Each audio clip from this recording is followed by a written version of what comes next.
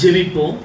எங்களை அதிகமாய் நேசிக்கிற எங்கள் அன்பின் பரலோக பிதாவே, இந்த அருமையான சாயங்கால வேலைக்காக நாங்கள் உம்மை துதிக்கிறோம், ஸ்தோத்தரிக்கிறோம். அப்பா, எத்தனையோ பேருக்கு இல்லாத சாக்கியத்தை கர்த்தர் எங்களுக்கு தந்திருக்கிறீங்க, அதற்காய் ஸ்தோத்திரம். 2 அல்லது 3 பேர் எங்க ஒரு மனமாய் கூடி வந்தாலும் அங்கே நானும் வருவேன் என்று சொன்னவர், இன்றைக்கு ஆலய வளாகத்தில் கூடி வந்திருக்கிற எங்கள் மத்தியிலே நீங்க ஏற்கனவே வந்துவிட்டபடினால் ஸ்தோத்திரம். ஆராதனை நேரத்தை ஆசீர்வதித்து தந்தீர். ஆமென். அது மட்டுமல்லாமல் அப்பா, வேத பாடத்தை வாசித்த நேரத்தை ஆசீர்வதித்து தந்தீர். சிறப்பு பாடல் நேரம். இப்பொழுது உங்களுடைய வார்த்தையை கேட்க போகிறோம். அடியேனை மறைத்து ஆவியானவர் இடைபடுவீராக. உங்க நாமத்துக்கே மகிமை உண்டாகட்டும். வந்து கொண்டிருக்கின்ற பிள்ளைகளையும் சீக்கிரமாக பத்திரமாக கர்த்தர் அழைத்து வருவீராக. வந்திருக்கின்ற பிள்ளைகளை பிள்ளைகளோடு நீங்க பேசி இன்றும் அவர்களை உற்சாகப்படுத்தி பலப்படுத்தி அனுப்ப போகிறபடினால் ஸ்தோத்திரம். எனக்கு உடைய வார்த்தையை அனுப்பி அநேகரை விடுவிக்க போகிறபடினால், சுகமளிக்க போகிறபடினால் உமக்கு ஸ்தோத்திரம். இயேசுவின் நாமத்தில் ஜெபிக்கிறோம் பரலோக பிதாவே. ஆமென், ஆமென், ஆமென். ஆண்டவராகிய இயேசு கிறிஸ்துவின் இனிய நாமத்தில் உங்கள் யாவருக்கும் மறுபடியும் நான் வாழ்த்துக்களை தெரிவித்துக் கொள்கிறேன். விசேஷமாய் குருத்தோலை ஞாயிறு வாழ்த்துக்களை உங்களுக்கு தெரிவித்துக் கொள்கிறேன். கர்த்தர் தாமே நம் ஒவ்வொருவரையும் ஆசீர்வதிப்பாராக. உங்களுக்கு தெரிந்திருக்கும், போன வருடமும் நான் உங்கள் மத்தியிலே குருத்தோலை ஞாயிறு என்று நான் இருந்தேன். எங்க சபையின் மக்கள், எங்க ஊழியத்தை சார்ந்தவர்கள் கேட்க ஆரம்பிச்சாங்க, குருத்தோலை ஞாயிறுலாம் நீங்க சென்னைக்கு போயிடுறீங்களே, நமக்கு இல்லையே அப்படின்னு சொல்லி.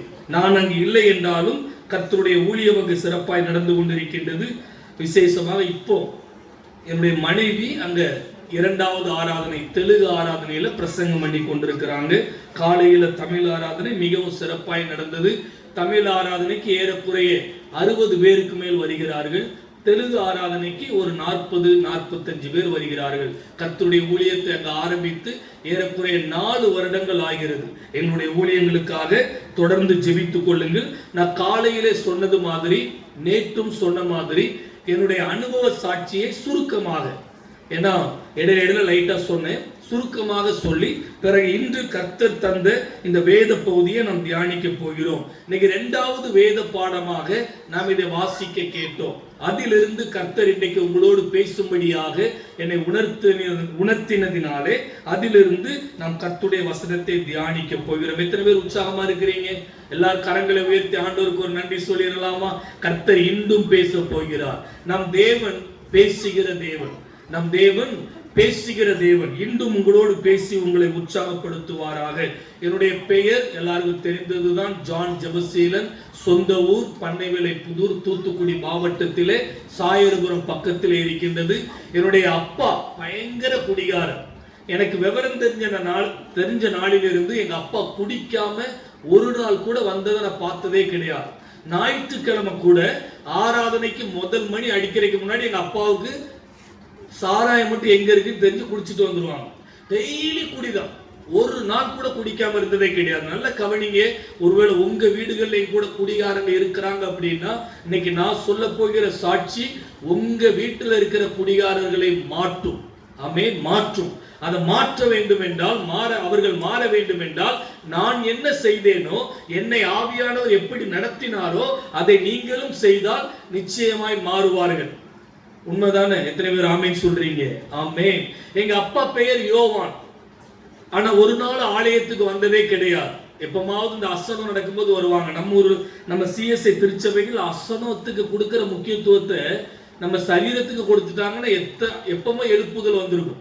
சொல்லலாம் சொல்லுவாங்க, அசன சாப்பாடு சாப்பிடலன்னு அப்பா அடிச்சு அவதாரம் போட்டுற மாதிரி பேசுவாங்க. அசன சாப்பாடு. சென்னையில இருந்து ஊருக்கு போவோம் அசனத்துக்காக. அசனம் நடக்கும், அசனத்துக்கு முக்கியத்துவம் கொடுப்போம். அதுக்கு முன்னாடி நடக்கிற ஆராதனை இல்லைன்னா அசனத்துக்கு பிறகு இருக்கிற கன்வென்ஷன் மீட்டிங்லாம் இருக்க மாட்டோம். அந்த அசனம் நடக்கும் தப்புன்னு சொல்ல மாட்டேங்க. ஏன்னா அதெல்லாம் அந்த நாட்கள்ல நம்ம பரிசுத்தவான்கள், நம்ம மூதாதையர்கள் ஒரு பரிசுத்த நோக்கத்தோடு தேவனுடைய நாமத்தை மகிமைப்படுத்துவதற்காக அதை ஆரம்பித்தார்கள். அசனம் என்கிறது அது நம்ம விசேஷமா தமிழ்நாட்டுல கூட, சவுத்து தமிழ்நாட்டுல தான் அசனம்னு அவ்வளவு சிறப்பு. அதுலயும் உங்க சபையில அதிக அரிசி பொங்கு, அதாவது சோறு பொங்குறீங்களா, எங்க சபையில பொங்குறீங்களா, போட்டி போட்டு பொங்குவோம். ரைட்? அந்த அசனத்துக்கு தான் எங்க அப்பா சர்ச்சுக்கே வருவாங்க. நல்ல அப்பெல்லாம் அப்படியே பந்தி வைக்கிறது, குடிச்சிட்டு தான், குடிக்காமலாம் பந்தி வைக்க மாட்டாங்க. அவங்க குடிச்சாதான் பந்தி வைக்கணும் போல என்ன வரும் எங்க அப்பாவுக்கு. கண்ணால பார்த்து நொந்து நூலாயிட்டேன். எங்க ஊர்ல சின்ன கிராமம்னு சொன்ன பாத்தீங்களா, எனக்கு தெரிஞ்ச ஒரு 15 வருஷத்துக்கு மேல அசனம் வைப்பாங்கன்னு நினைக்கிறேன். மொத்த அசனத்துக்கு தான் அட்டன் பண்ணேன். அப்புறம் எந்த அசனத்துக்கும் போகவே இல்லை. என்னை கூப்பிடுவாங்க, நான் போகவே மாட்டேன். வெக்கம் இல்லாம உங்ககிட்ட நான் சொல்றேன், எதுக்கு தெரியுமா? தண்ணி அடிச்சுட்டு வந்து அசனம் வைப்பாங்க. எனக்கு பிடிக்கவே பிடிக்காது. கெட்ட வார்த்தை பேசிக்கிட்டு தண்ணி அடிச்சுட்டு மொத்த அசனத்துக்கு போனேன். இனிமே அந்த அசனத்துக்கு மட்டும் வரவே கூடாது ஆண்டவரே அப்படின்னு தீர்மானம் எடுத்துட்டு அதுக்கு பிறகு அசனத்துக்கு நான் போனதே கிடையாது. போறவங்களை போகாதன்னு சொல்லல, நான் எடுத்த தீர்மானத்தை நான் சொல்றேன். ஏன்னா ஒரு பரிசுத்த அசனத்துல அதை வைக்க வேண்டிய முறை சரியா இல்லை. அதை நான் சொல்லி பார்த்தாலும் யாரும் கேட்கற மாதிரி இல்லை. எளியவன் சொல்லு எங்க கேட்பாங்க. நானும் வெளிய மாநிலத்துக்கு ஊழியத்துக்கு போயிட்டேன். அதனால நம்மளே நின்றுக்கிடுவோம். 2 வருஷத்துக்கு முன்னாடி என்ன கன்வென்ஷன் கூப்பிட்டு இருந்தாங்க. கன்வென்ஷன் முடிந்தது, 3 நாள் கேப்ல அசனம் இருந்தது. கர்த்தருக்கு ஸ்தோத்திரம் சொல்லி கன்வென்ஷன் பிரசங்கத்தை பண்ணிட்டு ஓடிட்டேன் விஜயவாடாவுக்கு. ஏன் இதை நான் சொல்லுகிறேன்? கர்த்தர் இன்னைக்கு உங்களோடு கூட பேசுவாராக. எங்க அப்பா இந்த மாதிரி ஏதாவது சபையில ஒரு அசனம் இல்ல ஏதோ ஒரு ஃபங்க்ஷன் நடக்குதுன்னா வருவாங்க. வேற எந்த டைம் வந்தது கிடையாது. நல்ல கவனிங்க. நீங்க பெற்றோர்கள் இருக்கிறீங்க, உங்க பிள்ளைகளை சின்ன வயசுல எவ்வளவாய் நீங்க கர்த்தருடைய ஆலயத்துக்கு முக்கியத்துவம் கொடுத்து உங்களோடு கூட ஆலயத்துக்கு அழைத்து வருகிறீர்களோ அதன்படிதான் உங்க பிள்ளைங்க நல்ல எதிர்காலத்துல பெரிய ஒரு பொறுப்புக்கு வருவாங்க, இல்ல பெரிய ஊழியக்காரங்களா மாறுவாங்க, கர்த்தருக்கு முன்னாடி சாட்சியாய் மாறுவாங்க. எனக்கு அந்த வாய்ப்பு கிடைக்கல. நான் சண்டே ஸ்கூலுக்கே ஒழுங்கா போனது கிடையாது. எங்க அப்பா ஒரு நாள் சண்டே ஸ்கூலுக்கு போனியான்னு கேட்டதும் கிடையாது, போன்னு சொன்னதும் கிடையாது. எங்க அப்பா பயங்கர சினிமா,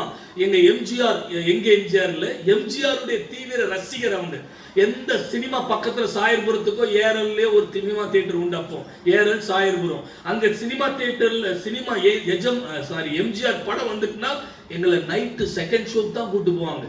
எங்க அப்பாவுக்கு பகல்ல கண்ணே தெரியாத மாதிரி நைட்டு செகண்ட் ஷோ தான் சினிமாவுக்கே போறது. அது போயிட்டு நாங்க சினிமா பார்த்துட்டு வெளியில வந்தா கடைசி பஸ் சாயர்புரத்துல இருந்து ஒரு பஸ் உண்டு. அந்த பஸ் போயிடும். உடனே எங்க அப்பா சாயர்புரத்துல இருந்து பண்ணை வேலைக்கு எனக்கு தெரிஞ்சு எப்படி ஒரு 5-6 கிலோமீட்டர் இருக்கும், நடந்தே கூப்பிட்டு வருவாங்க. எனக்கு நல்ல தூக்கம் வரும். தூங்கியாச்சே படம் பார்க்கணும்னு வந்துட்டு தூங்குறியான்னு ஒரே அடி, ரோட்ல கடந்து எத்தனை நாள் ஒரு வேதனை. வேண்டாம்னு சொன்னாலும் விட மாட்டாங்க. எம்ஜிஆர் படத்தை பார்க்க வர மாட்டேங்கிற அடி, அதுக்கும் அடி. எம்ஜிஆர் படத்தை பார்த்துட்டு பஸ் போயிட்டுன்னா தூக்கம் வந்துச்சுன்னா அதுக்கும் அடி. எத்தனை தடவை அடிபட்டிருக்கு. நான் சின்ன வயசுல யோசித்தேன், கொஞ்சம் வாலிய பையன் ஆன பிறகு நம்ம ஊர்ல தூத்துக்குடி திருநெல்வேலியில அல்வா எவ்வளவு ஃபேமஸோ அதே மாதிரி அருவாவும் ஃபேமஸ். என்ன, அதனால நல்ல அருவால நல்ல தீட்டிட்டு அப்பாவை ஓட விரட்டி இதே பண்ணவேல புதூர் கிராமத்துல வெட்டணும் தீர்மானம் எடுத்திருந்தேன். எங்க அப்பாவுக்கு சொல்லல, இல்லை இனி சின்ன வயசுல வெட்டி விடுவாங்க. ஏன்னா எங்க அப்பா என்னை வெட்ட வந்த ஆளு. இந்த மனசுக்குள்ள நினைச்சிருந்தேன் வாலிய பையன் ஆகணும், வெட்டணும் அப்படின்னு. ஆனா ஆண்டவர் அந்த வாலிய பையன்ல என்ன செய்தார் நான் மறுபடி சொல்றேன். சமாதானமே கிடையாது. எங்க அம்மாவை டெய்லி குடிச்சிட்டு வந்து அடிப்பாங்க. நான் எங்க அப்பாட்ட கோவத்துல சொல்ல, உங்க வீரத்தை வெளியில காட்டுங்க, ஒரு 5 பேர் அடிச்சுட்டாவது வாங்க. ஏன் அம்மாவை அடிக்கிறது வீரமா? இந்த குடிகாரங்க இருக்காங்க பாருங்க, வந்த மனைவி அடிக்கிற அந்த வீரத்தை 4 பேர் வெளியில அடிச்சாலாவது பரவாயில்ல, அதுவும் அடிக்க தெரியாது. அந்த குடிச்ச உடனே கோவம் மனைவியை பார்த்தா தான் வரும். எத்தனை பேர் அடிபட்டு உட்கார்ந்துருக்கீங்களோ தெரியல. எங்க அம்மாவை அடிச்சு கல்யாணத்துக்கு எங்க அம்மா அவ்வளவு நல்ல குண்டா இருந்த அம்மா, அது பிறகு அடிபட்டே ஒல்லியா. இப்ப அப்பா இறந்து பரலோகத்துக்கு போயிட்டாங்க. அது எப்படி நான் சொல்றேன், அம்மா அவ்வளவு ஒல்லியா மாறிட்டாங்க. எங்க வீட்டுல மொத்தம் 3 பேர், நான் தான் மூத்த பிள்ளை, என் தங்கச்சி, தம்பி. எங்க அம்மாவை அடிக்க வந்த உடனே எங்க தங்கச்சி என்ன பண்ணுவா தெரியுமா, ஓடி போய் எங்க அம்மாவை கட்டி பிடிச்சுக்கிடுவோம். அடி ஃபுல்லா என் தங்கச்சி மேல விடும். எங்க அம்மா விடுமான்னு சொன்னாலும் விட மாட்டா. அதுதான் பெண் பிள்ளைகளுடைய பாசம். ஆனா நமக்கு ஃபர்ஸ்ட் பையன் தான் வேணும். பெண் பிள்ளைங்க அது போன ஃபர்ஸ்ட் நாள் பிரசங்கத்துல சொன்னேன்ல, 26 வருஷமா ஊழியத்துல இருக்கிறேன். இதுவரை யாருமே ஃபர்ஸ்ட் எனக்கு பெண் குழந்தை வேணும் ஜெபிக்க வந்ததே கிடையாது. அந்த ரகசியம் எனக்கு இன்னும் புரியாமே செத்து போயிருவேன்னு நினைக்கிறேன். சரியா? அதனால பெண் குழந்தை பிறந்ததுன்னா நீங்க ஆசீர்வதிக்கப்பட்டவர்கள். நானும் நம்ம ஊர்ல அப்படி வளர்ந்ததுனால நானும் எனக்கு ஃபர்ஸ்ட் பையன் தான் பிறக்கணும்னு நினைச்சேன். நானும் பையனுக்கு பேரெல்லாம் வச்சுட்டேன் ஜூடான்னு, விசுவாசத்துல. பார்த்தா என் மனைவி தான் சொல்லுவாப்புல, நான் வயிற்றுல கை வச்சுலாம் ஜோம் பண்ணும் போது ஜூடா ஆண்டவரை தாருங்க. மனைவி விளையாட்டுக்கு ஜூடா வராம ஜூடி வந்துட்டா என்ன பண்ணுவீங்க? அப்ப 2 பேரும் ஒத்து போகல, ஒரு மனம் ஆகல. ஆண்டவர் அதனால ஃபர்ஸ்ட் பெண் குழந்தையை கொடுத்தார், 2வது ஜூடா, அவன் பேர் அப்படியே ஜூடாவுக்கு வச்சுட்டேன். ஆனா இப்பதான் தெரியுது ஒரு அக்கா 2 தாய்க்கு சமம். எத்தனை பேர் ஆமேன்னு சொல்றீங்க? என்னதான் 2 பேரும் சண்டை போட்டுட்டாலும் கொஞ்ச நேரம் தம்பி இல்லைன்னா தம்பி எங்க அந்த பாசம், அந்த 2 பேருக்குள்ள அந்த சரியான நேரத்தில் ஆண்டவர் பெண் குழந்தையை கொடுத்தார். ஏன் இதை சொல்றேன்? எங்க தங்கச்சி போய் எங்க அம்மாவை கட்டி பிடிச்சுக்கிடுவான், அடின்னா அடி பயங்கரமா எங்க அப்பா அடிப்பாங்க. ஒரு சில நேரத்தில் எங்க அம்மாவை கையை அந்த கழுத்துல வெட்ட போய் எங்க அம்மா இப்படி கையை வச்சதுனால இந்த இடத்துல வெட்டி பயங்கர ரத்தம். அப்போ உங்களுக்கு தெரியும் நினைக்கிறேன், எமில் ஜெபசிங் அண்ணா, அவங்க விஸ்வவாணியினுடைய ஃபவுண்டர், அவங்க இறந்துட்டாங்க. அவங்க மாமா எங்க ஊர்ல, அவங்களுக்கு பண்ணை வேலை பங்களா, எங்க ஊர்ல ஊழியர் செய்தாங்க. வெட்டுன உடனே பயந்து போய் எங்க அம்மா அவங்க வீட்டுக்கு தான் ஓடுனாங்க. ஏன் தெரியுமா? எங்க அப்பா பயப்படுற ஒரே ஆளு அந்த சேருக்கு தான், அவங்க பேர் சாமுவேல். அவங்களும் இறந்து பரலோகத்துக்கு போயிட்டாங்க. எங்க அப்பா பயப்படுற ஒரே ஆள் அவங்க தான். அங்க போனவர் அங்கேயே வந்தாங்க. அப்பா எங்க அம்மாவை வெட்டுறதுக்கு நாங்க 3 பேரும் சின்ன பிள்ளைங்க அழுதோம். சமாதானமே இல்லைங்க. குடிகாரங்களை வீட்டுல வச்சு வாழ்றது நரக வாழ்க்கை தான். இங்க யாராவது குடிக்கிற பழக்கம் இருந்தா தயவு செய்து என்கிட்ட போன்ல பேசுங்க, உங்களுக்கு நான் கவுன்சிலிங் கொடுத்து உங்களுக்காக நான் முழங்கால நிக்கிறேன். தயவு செய்து குடிக்காதங்க. உங்க சரீரம் தேவனுடைய ஆலயம். பிரதர், உங்க அப்பா மாதிரிலாம் நாங்க கிடையாது பிரதர், டீசெண்டா குடிச்சிட்டு டீசெண்டா படுத்து விடுவோம் அப்படிலாம் யோசிக்காதுங்க. இந்த டீசெண்டா குடிச்சுதான் இன்டீசெண்டா மாறினவங்க ரொம்ப இருக்கிறாங்க. அதனால தயவு செய்து அந்த பழக்கம் இருந்துச்சுன்னா விட்டுருங்க. ஏன்னா ரொம்ப பாதிக்கப்பட்டுட்டேன். ஆனா நான் மட்டும் எங்க அப்பா கையில அடிப்பட்டதே கிடையாது. ஏன் தெரியுமா? எங்க அப்பா கோபத்துல ஏய் ஜெபசீலன் வாடாங்க, அங்கே இருந்து அழுதுவேன். 200 மீட்டருக்கு அங்க இருந்து அழுவேன். உன்னை அடிக்கவே இல்லடா, ஏன்டா அழுத? எப்படின்னா அடிக்க போறீங்களாப்பா, அதை முன்னாடியே அழுதுட்டேன். எங்க அப்பா கிட்ட இருந்து ஒரு அடி கூட நான் வாங்கினது கிடையாது. ஆனா ரொம்ப கவலையா இருந்தது. ஒரு பக்கம் நான் அப்படி இருக்கும்போது 5ஆம் கிளாஸ்ல இருந்து சீட்டு விளையாட ஆரம்பிச்சேன்னா, பெரிய சூதாடியா காட்டுக்குள்ள போய் குடிகாரர்கள் விளையாடுகிற அந்த இடத்துக்கு தெரியாம போய் சீட்டு விளையாட ஆரம்பிச்சு. எங்க அம்மாவுக்கு அப்பாவுக்கு நான் 9வது வகுப்பு படிக்கும் போது தான் தெரிய வந்தது. காட்டுக்குள்ள போய் பணத்தை திருடி வச்சுட்டு அவங்களோட விளையாடுவேன். அங்க சீட்டு விளையாண்டவங்க, சூதாட்டத்துல உள்ளவங்க என்ன சொல்லுவாங்க தெரியுமா? தொட்டில் பழக்க சுடுகாடு மட்டும்.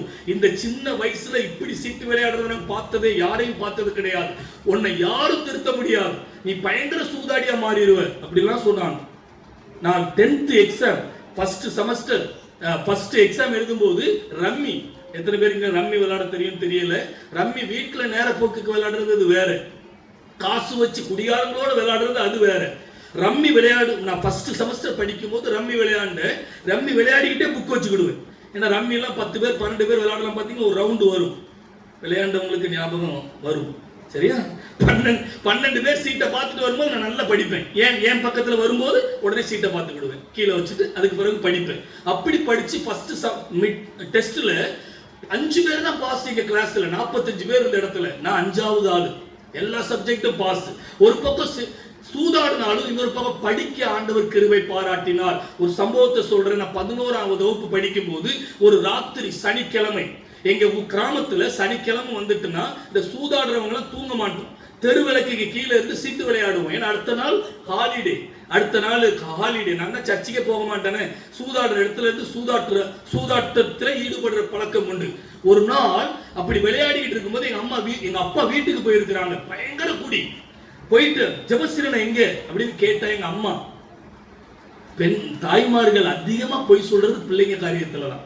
நான் இல்லைனாலும் உள்ள படுத்துறேன் எங்க படுத்துருக்காங்க காட்டு அப்படின்னு அப்பா கேட்ட உடனே என்ன சொல்ல, 2 பேர் படுத்திருந்தாங்க, தங்கச்சும் தம்பி. நான் இல்லை. உடனே எங்க அப்பாவுக்கு தெரிஞ்சுட்டு சீட்டு விளையாட தான் போயிருப்பான். எடுத்தாங்க அருவாவை, பெரிய அருவா. எங்க அப்பாவுக்கு எப்பவும் பைபிள் கையில இல்லைன்னா கத்தி எப்பவும் இருக்கும். 1 2 3 கத்தியை கரெக்டா உள்ள சொல்லிட்டு போவாங்க. அது அப்படி பழகிட்டாங்க. ரைட்? அந்த அருவாளை எடுத்துக்கிட்டு இன்னைக்கு வேணும், பிள்ளையே இல்லை வெட்டிடும் அப்படின்னு எங்க அம்மாட்ட சொன்னாங்க. அவனை நீ வெளியில வராத, பிள்ளை மேல பாசத்துல வராத, ஒன்னையும் வெட்டி போடுவேன். அது பிள்ளையா பிறந்திருக்குது. நான் தான் படிக்கல, குடிகாரனா மாறிட்டேன். அவனை நல்லா படிக்க வைக்கலாம்னு நினைச்சு அவன் பயங்கர சூதாடியா மாறிட்டானே, இன்னைக்கு வெட்டிடுவேன் அப்படின்னு சொல்லி கத்திக்கிட்டு எங்க அப்பா அருவாள் எடுத்துட்டு வரும்போது, இந்த குடிகாரங்க ரொம்ப நல்லவங்க, கத்தாம எதையும் செய்ய மாட்டாங்க. சரியா? அமைதியா செஞ்சிருந்தா அன்னைக்கே என்ன வெட்டி இருப்பாங்க, அன்னைக்கு உங்க மத்தியில நிக்க முடியாது. அருவாளை தூக்கிட்டு கத்திட்டு எங்க இருக்கிறான் போயிடுறேன்னு தன்னால பேசிட்டே கத்திட்டு வரும்போது என் ஃப்ரெண்டு ஒருத்தன் கேட்டுட்டு இன்னொரு ரூட்ல வேகமா ஓடி வந்து, டேய் ஜெபசீலா, உங்க அப்பா அருவாளை தூக்கிட்டு கத்திக்கிட்டு வராங்க, உன்னை வெட்டணும்னு சொல்லி ஓடிடு அப்படின்னு. அது வேற நைட்டு 11:45 12 மணி.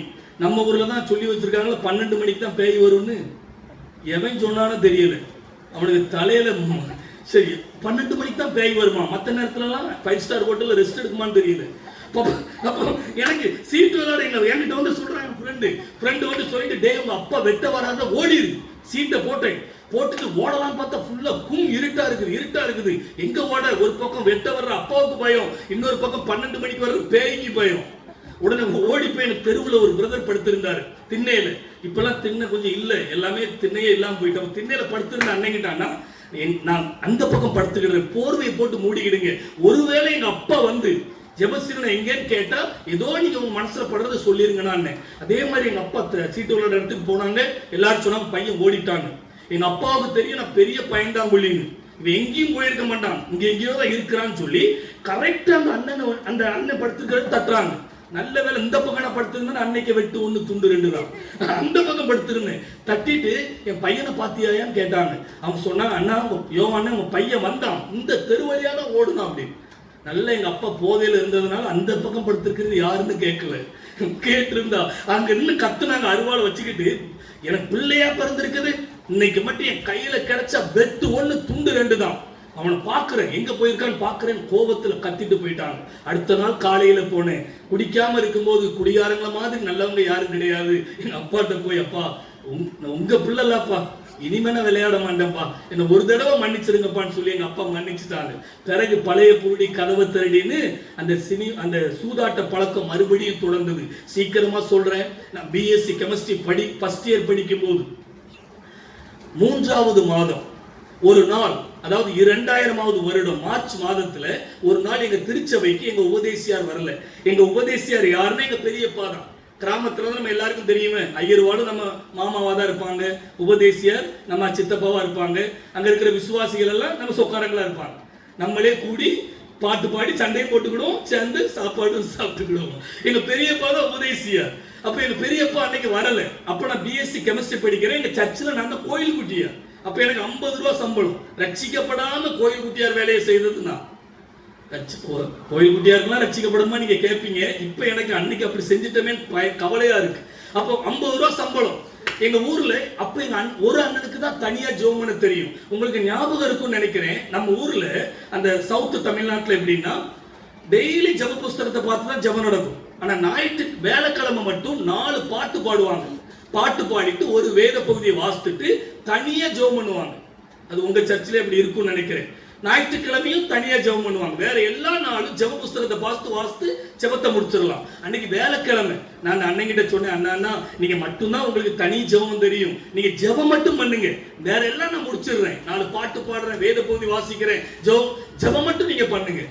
அந்த அண்ணன் சொன்னாங்க, எல்லாமே இன்னைக்கு நீ தான் பண்ணணும். ஏன்னா உங்க பெரியப்பா வரல, உபதேசியார் வரல, நீ தான் கோயில் குட்டியா, நீ தான் பண்ணணும், இல்லைன்னா நான் வீட்டுக்கு போறேன்னாங்க. அண்ணா எதுக்கு நான் வீட்டுக்கு போறீங்க, நீங்க ஏதோ நடக்க போது பாருங்க அப்படின்னு 2 மணி அடிச்சேன், ஆரம்பிச்சேன். நல்லா கவனிச்சுக்கிடுங்க, 1 நிமிடம் ஜெபிக்க தெரியாம இருந்தேன்னா இன்னைக்கு ஆண்டவர் எப்படி பயன்படுத்துறாரு. அப்ப 4 பாட்டு பார்த்து தானே நம்ம சிஎஸ்ஐ சபையில எல்லாம் ஸ்கேலே இல்லைனாலும் ஆரம்பிச்சு விட்டா போதும், சூப்பரா பாடிடுவாங்க. என்ன ஸ்கேல்ல போய் எப்படி முடியுதோ தெரியல. கர்த்தருக்கு ஸ்தோத்திரம். 4 பாட்டு பாடி முடிச்சோம். பிறகு வேத பாடம் வாசிக்கிற நேரம் வந்தது. வேத பாடம் வாசித்துட்டேன். ஜெபிக்கிற நேரம் வந்த உடனே எனக்கு ஜெபிக்கவே தெரியல. கண்ணை மூடிட்டு எங்க பெரியப்பா எப்படி ஜெபிப்பாங்கன்னு யோசித்தேன். உடனே ஆண்டவரே வந்திருக்கிறவங்களை ஆசீர்வதியும், வராம வீட்டுல இருக்கிறவங்களை ஆசீர்வதியும், வராதவங்க அடுத்த வாரம் சர்ச்சைக்கு அடுத்த நாள் சர்ச்சைக்கு கூப்பிட்டுட்டு வாங்கப்பான்னு ஜெபம் பண்றேன். ஜெபத்தை முடிக்க தெரியல. அப்போ உடனே என் ஃப்ரெண்ட்ஸ் எல்லாம் பின்னாடி இருந்தான், காலை நோண்டிட்டு ஜெபசீலன், பகல் ஜெபமா இருந்தாலும் கூட 10 நிமிஷம் உட்காரலாம்டா, இதுவரை இரவு ஜெபம் வேற, முடிடா.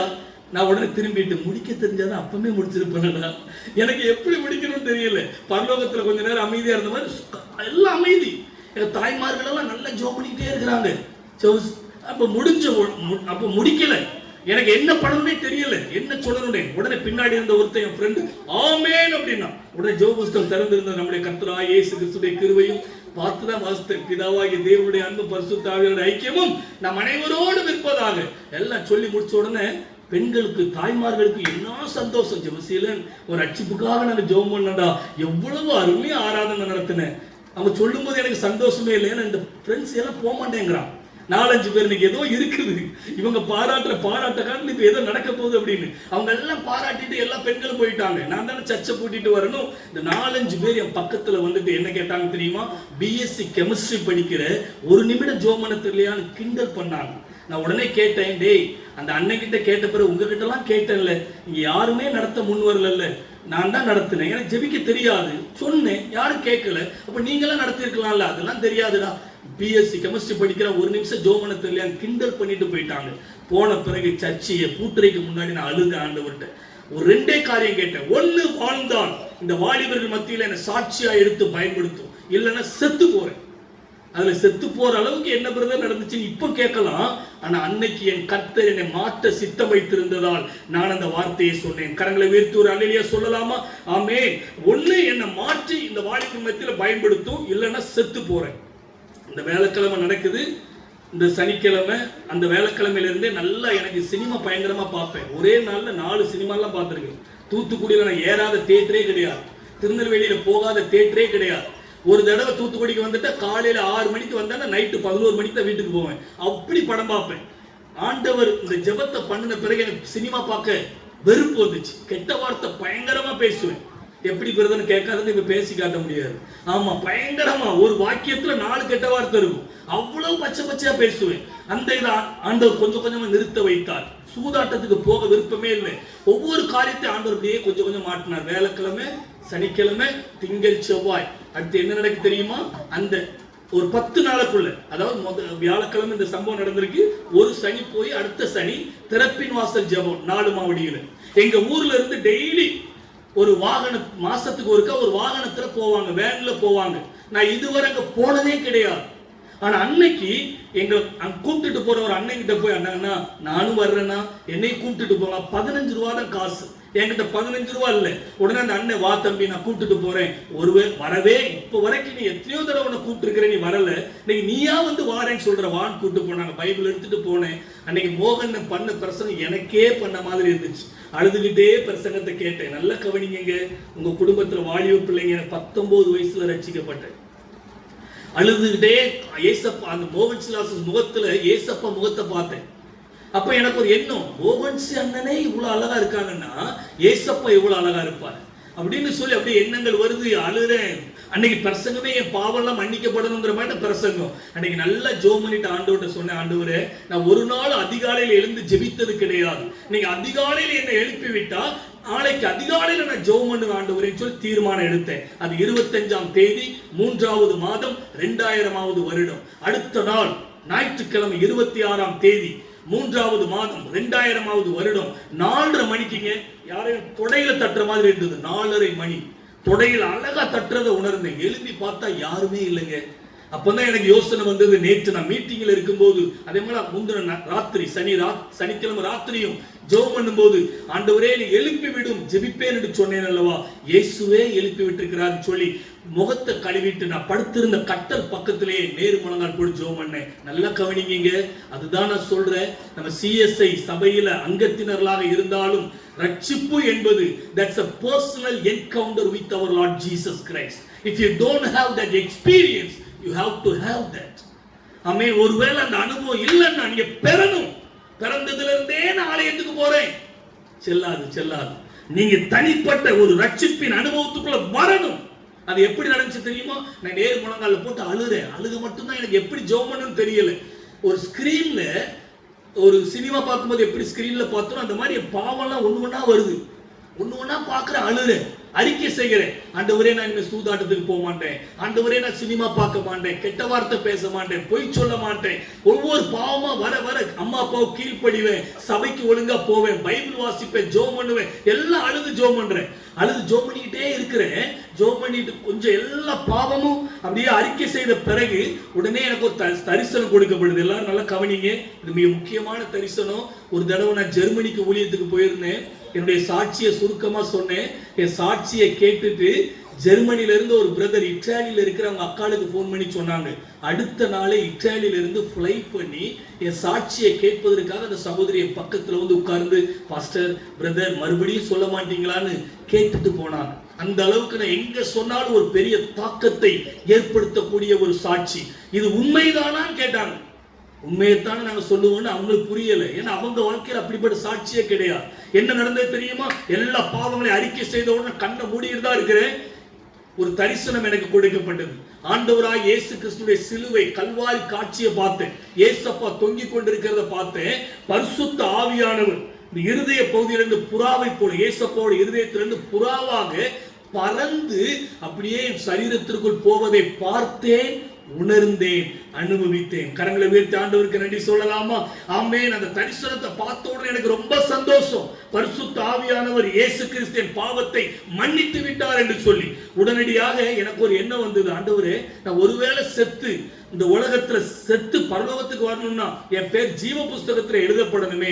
அன்னைக்கு அந்த சத்தியம் எனக்கு தெரியாது. ஆனா எனக்குள் புறாவை போல வந்த பரிசுத்த ஆவியானவர் ரோமர் 8:26-27 படி நமக்கு ஜெபிக்க தெரியாமல் இருக்கும்போது பரிசுத்த ஆவியானவர் உங்களுக்குள் இருந்து வேண்டுதல் செய்வார் இருக்கிறதே, அந்த பரிசுத்த ஆவியானவர் எனக்குள் இருந்து வேண்டுதல் பண்ணினார். நான் மறுபடியும் கேட்ட ஆண்டவரே, ஜீவ புஸ்தகத்துல என் பேரை எழுதுறத நான் பார்க்கணும். பார்க்கலன்னா முழங்கால இருந்து நான் எழும்பவே மாட்டேன் அப்படின்னு ஜெபம் பண்ணும்போது ஒரு பெரிய புத்தகம், மறுபடியும் ஒரு தரிசனம், ஒரு பெரிய புத்தகம் திறக்கப்பட்டு ஒரு வலது கை இவ்வளவுதான் இருந்துச்சு, ஒரு பேனாவோட வந்து என்னுடைய பெயர் ஜெபசீலன் என்ற அந்த புத்தகத்தில் எழுதுவதை என் 2 கண்களால் பார்த்தேன். கரங்களை உயர்த்தி ஆண்டவருக்கு ஒரு நன்றி சொல்லலாமா? அந்த 2 தரிசனங்களையும் பார்த்து அதே இடத்துல என்னை முழு நேர ஊழியத்துக்காக ஒப்பு கொடுத்தேன். ஆண்டவரே, இந்த 19 வயதுல என்னை போல எத்தனையோ வாலிபர்கள் பாவத்தில் செத்து கொண்டிருக்கிறார்களே, அவர்கள் மத்தியில நான் ஊழியம் செய்வேன், நான் ஊழியக்காரனா மாறுவேன். எங்க அம்மா கிட்ட கேட்கல, அப்பா கிட்ட கேட்கல, நானே தீர்மானம் பண்ணிட்டேன். உடனே ஆண்டவர் சொன்னார், ஆவியானவர் சொன்னார், இன்னைக்கு நீ தான் சண்டே பிரசங்கம் பண்ண போற, ஜெபமே பண்ண தெரியாம இருக்கிற எனக்கு ஆண்டவர் பிரசங்கத்துக்கு ஒரு 3 பாயிண்ட் தந்தார். அது என்ன பிரசங்கம் நான் மறந்துட்டேன். 3 வசனத்தை தான் தந்தார். எழுதி வச்சுக்கிட்டேன். நீ போ, நான் உன் மூலமா பேசுவேன். நேரம் 9 மணி ஆச்சு. எங்க பெரியப்பாட்ட போய் பெரியப்பா இன்னைக்கு நான் பிரசங்கம் பண்றேன், கொஞ்சம் டைம் கொடுங்க பெரியப்பான்னு கேட்டேன். எங்க பெரியப்பா என்ன சொன்னாங்க தெரியுமா? போன வாரம் தாண்டா வேலைக்கிழமை நீ ஜோமன்னு தெரியாம தவித்தது கஷ்டப்பட்டது என் ஃப்ரெண்ட்ஸ் எல்லாம் சொன்னாங்க. 2 நிமிடம் ஜெபமே பண்ண தெரியாத நீ 20 நிமிடம் எப்படிடா பிரசங்கம் பண்ணுவ அப்படின்னு. நான் எங்க போனாலும் சிஎஸ்ஐ சபைகள்ல கொஞ்சம் விளையாட்டா சொல்லுவேன். நம்ம சபையில் அப்படி இல்லை. நீங்களாம் நல்லா 45 நிமிஷம் டைம் தந்தீங்க. சில சபைகள் எல்லாம் 20 நிமிஷம் தான் கரெக்டா. 21வது நிமிஷம் ஏசப்பாவே பிரசங்கத்துக்கு வந்தாலும் கூட அனுமதி கிடையாது. ஏசப்பா அடுத்த வாரம் வாங்கப்பா, இன்னைக்கு உங்க டைம் முடிஞ்சு போச்சுங்க. ஆமா, அந்த 20 நிமிஷம் பிரசங்கம் ஷார்ப்பா இருக்கும். எங்க பெரியப்பா சொன்னாங்க, சரிடா 2 நிமிஷம் ஜெபிக்க தெரியாம இருந்து 20 நிமிஷம் பிரசங்கம் நீ பண்ணு, வேண்டாம்னு சொன்னாலும் விட மாட்டேங்கிற. ஒருவேளை இடையில முடிச்சுட்டேன்னா நான் உன் ஜெபத்தை எப்படி ஆமேன்னு சொல்லி முடிச்சாங்களோ அந்த மாதிரி கண்டினியூ பண்றேன். வாய்ப்பு தந்தாங்க. எனக்கு எவ்வளவு சந்தோஷமா இருந்துச்சு தெரியுமா? பிரசங்கம் நல்லா கவனிங்க, சீக்கிரமா சாட்சியை முடிச்சிடுறேன். பிரசங்கம் நம்ம ஊர்ல அந்த பலிபீடம் இருக்குள்ள புல்பீட், அதுல போய் அந்த பைபிளை வச்சுட்டு யாரையுமே பார்க்கல. பிரசங்கம் யாரையாவது பார்த்து கையை அசைச்சாங்கன்னா நமக்கு ஓடாது, ஸ்டேஜ் ஃபியர் வேற. சரியா? அப்போ பிரசங்கம் ஒரு 2-3 வசனத்தை ஒரு பேப்பர்ல எழுதி வச்சிருந்தேன். எழுதி வச்சுட்டு 20 நிமிடம் ஆண்டுடைய கிருபையினால் அருமையா பேச ஆண்டவர் கிருபை பாராட்டினார். நான் பண்ணின பிரசங்கத்தை கேட்டு என் கூட சீட்டு விளையாண்ட ஆளு, நம்ம ஊர்ல சங்கம்னு சொல்லுவாங்க, அந்த சங்கத்துல உட்கார்ந்து கேட்டிருக்காரு, ஜெபசீலன் பிரசங்கம் பண்றானே அப்படின்னு. அந்த பிரசங்கம் 20 நிமிஷம் பிரசங்கத்தை தெளிவா கேட்டு அப்படியே அவர் எனக்கு பிரசங்கம் பண்ணார். அப்ப புரிஞ்சுக்கிட்டு என் பிரசங்கம் எவ்வளவு ஒரு கிறிஸ்தவர் அல்லாத சகோதரர், அவருக்கு அது பாதிப்பை ஏற்படுத்தியது. நான் பிரசங்கத்தை முடிச்ச உடனே எங்க பையன்கள்லாம் ஆச்சரியம் ஓடி வந்துட்டு பிரட்டி பார்த்தாங்க. ஒரு சின்ன, இது கூட பெரிய புக் இதா இருக்குது, ஒரு சின்ன பேப்பர்ல 3 வசனம் எழுதி வச்சிருந்தேன். என் ஃப்ரெண்ட்ஸ் எல்லாம் கேட்டாங்க, இதை வச்சாடா இவ்வளவு நேரம் பேசுனேன், எப்படிடா? ஒருவேளை ஏதோ 6 மாசமோ 1 வருஷமோ எங்களை விட்டு தூரமா போனா, இல்ல பைபிள் காலேஜ் ட்ரைனிங் போனா, இல்ல எங்கேயோ போனா, திடீர்னு ஆண்டவர் தொட்டார், ஞானம் வந்தது, எங்க கூட தானே இருந்த, எப்படி இது நடந்துச்சு? நான் உடனே அந்த அன்னைக்கு நடந்தது யாருக்கும் தெரியாது சொன்னேன். நீங்களாம் கிண்டல் பண்ணிட்டு போயிட்டீங்களாடா. இதே ஆல்டர் பக்கத்துல முழங்கால் போட்டு அழுதேன். ஒண்ணு வாழ்ந்தால் இதே வாலிபர் மத்தியில் என்ன சாட்சியாய் பயன்படுத்தும், இல்ல செத்து போறேன்னு சொன்னேன். கர்த்தர் தந்த ஞானம் தான். அன்னைக்கு பைபிளை தூக்க ஆரம்பித்து இன்னைக்கு 10,000க்கு மேல பிரசங்கம் பண்ணியிருப்பேன். அது எப்படின்னு கேட்டீங்கன்னா உங்களுக்கு கால்குலேஷன் நான் சொல்றேன். எந்த தலைப்புல எங்க பிரசங்கம் பண்ண சொன்னாலும் பண்ணியிருக்கேன். ஒரே நாள்ல 7 பிரசங்கங்கள் 7 இடங்கள்ல பண்ணியிருக்கிறேன். நம்ம ஊர்ல 7 வார்த்தை பண்ணுவோம்ல, அது கிடையாது. 7 சபைகள்ல 7 பிரசங்கம், வேற வேற பிரசங்கம் கர்த்தர் அந்த விதமாய் பயன்படுத்தி கொண்டு வருகிறார். அன்னைக்கு என்னாச்சு தெரியுமா? பிரசங்கம் பண்ணி முடிச்ச உடனே எல்லாரும் வந்து ஒரு பேப்பர் புக் எது வச்சிருக்கேன்னு பார்த்தாங்க. ஆனா புக்கு இல்லை. எங்க பெரியப்பா எப்படி பிரசங்கம் பண்ணுவாங்கன்னு அவங்க பரலோகத்துல இருக்கிறாங்க, அதனால குறை சொல்லல, உண்மையை சொல்றேன். எங்க பெரியப்பா பண்ற பிரசங்கம் எனக்கு நல்லா தெரியும். இந்த அண்டண்டுள்ள அப்ப புத்தகம் இருக்கு பாருங்க, அந்த புத்தகம் எங்க பெரியப்பாவுக்காகவே சாம் ஜெபத்துரை ஐயா பிரிண்ட் பண்ணி அனுப்புவாங்க. அந்த புத்தகம் வந்தாலே எங்க பெரியப்பா உயிரே வரும். ஏன்னா ஒவ்வொரு வாரமும் எங்க பெரியப்பா பிரசங்கத்தை ப்ரிப்பேர் பண்ணதே கிடையாது. எங்க பெரியப்பா எப்படி சினிமா பார்ப்பாங்கன்னு எனக்கு தெரியும். ஒரு தடவை எங்க பெரியப்பா போய் கூப்பிட போயிருக்கிறேன். பெரியப்பா சர்ச்சுக்கு ஒருத்தர் வந்திருக்கிறாங்க வாங்கன்னா, தூக்கத்துல இருந்து எழும்பினாலே எங்க பெரியம்மா பார்த்து அந்த படம் ஓடிக்கிட்டு இருந்துச்சு சினிமா. முடிவு என்னாச்சு? கூப்பிட்டு என்கிட்ட பேசல, எங்க பெரியம்மா கிட்ட அந்த படம் ஓடிக்கிட்டு இருந்துச்சுலாமா, அது முடிவு என்னாச்சுன்னா எங்க பெரியம்மா ஒரு 5 நிமிஷம் அந்த சினிமா கதையை சொன்ன பிறகு, ஓ அப்படியா செபஸ்தியன் சொல்லு, எதுக்கு வந்த? அன்னைக்கு வந்த கோவத்துக்கு எங்க பெரியப்பா பரலோகத்துக்கு அன்னைக்கே அனுப்பிடலாமான்னு பார்த்தேன். ரட்சிக்கப்பட்டதுனால விட்டுட்டேன்.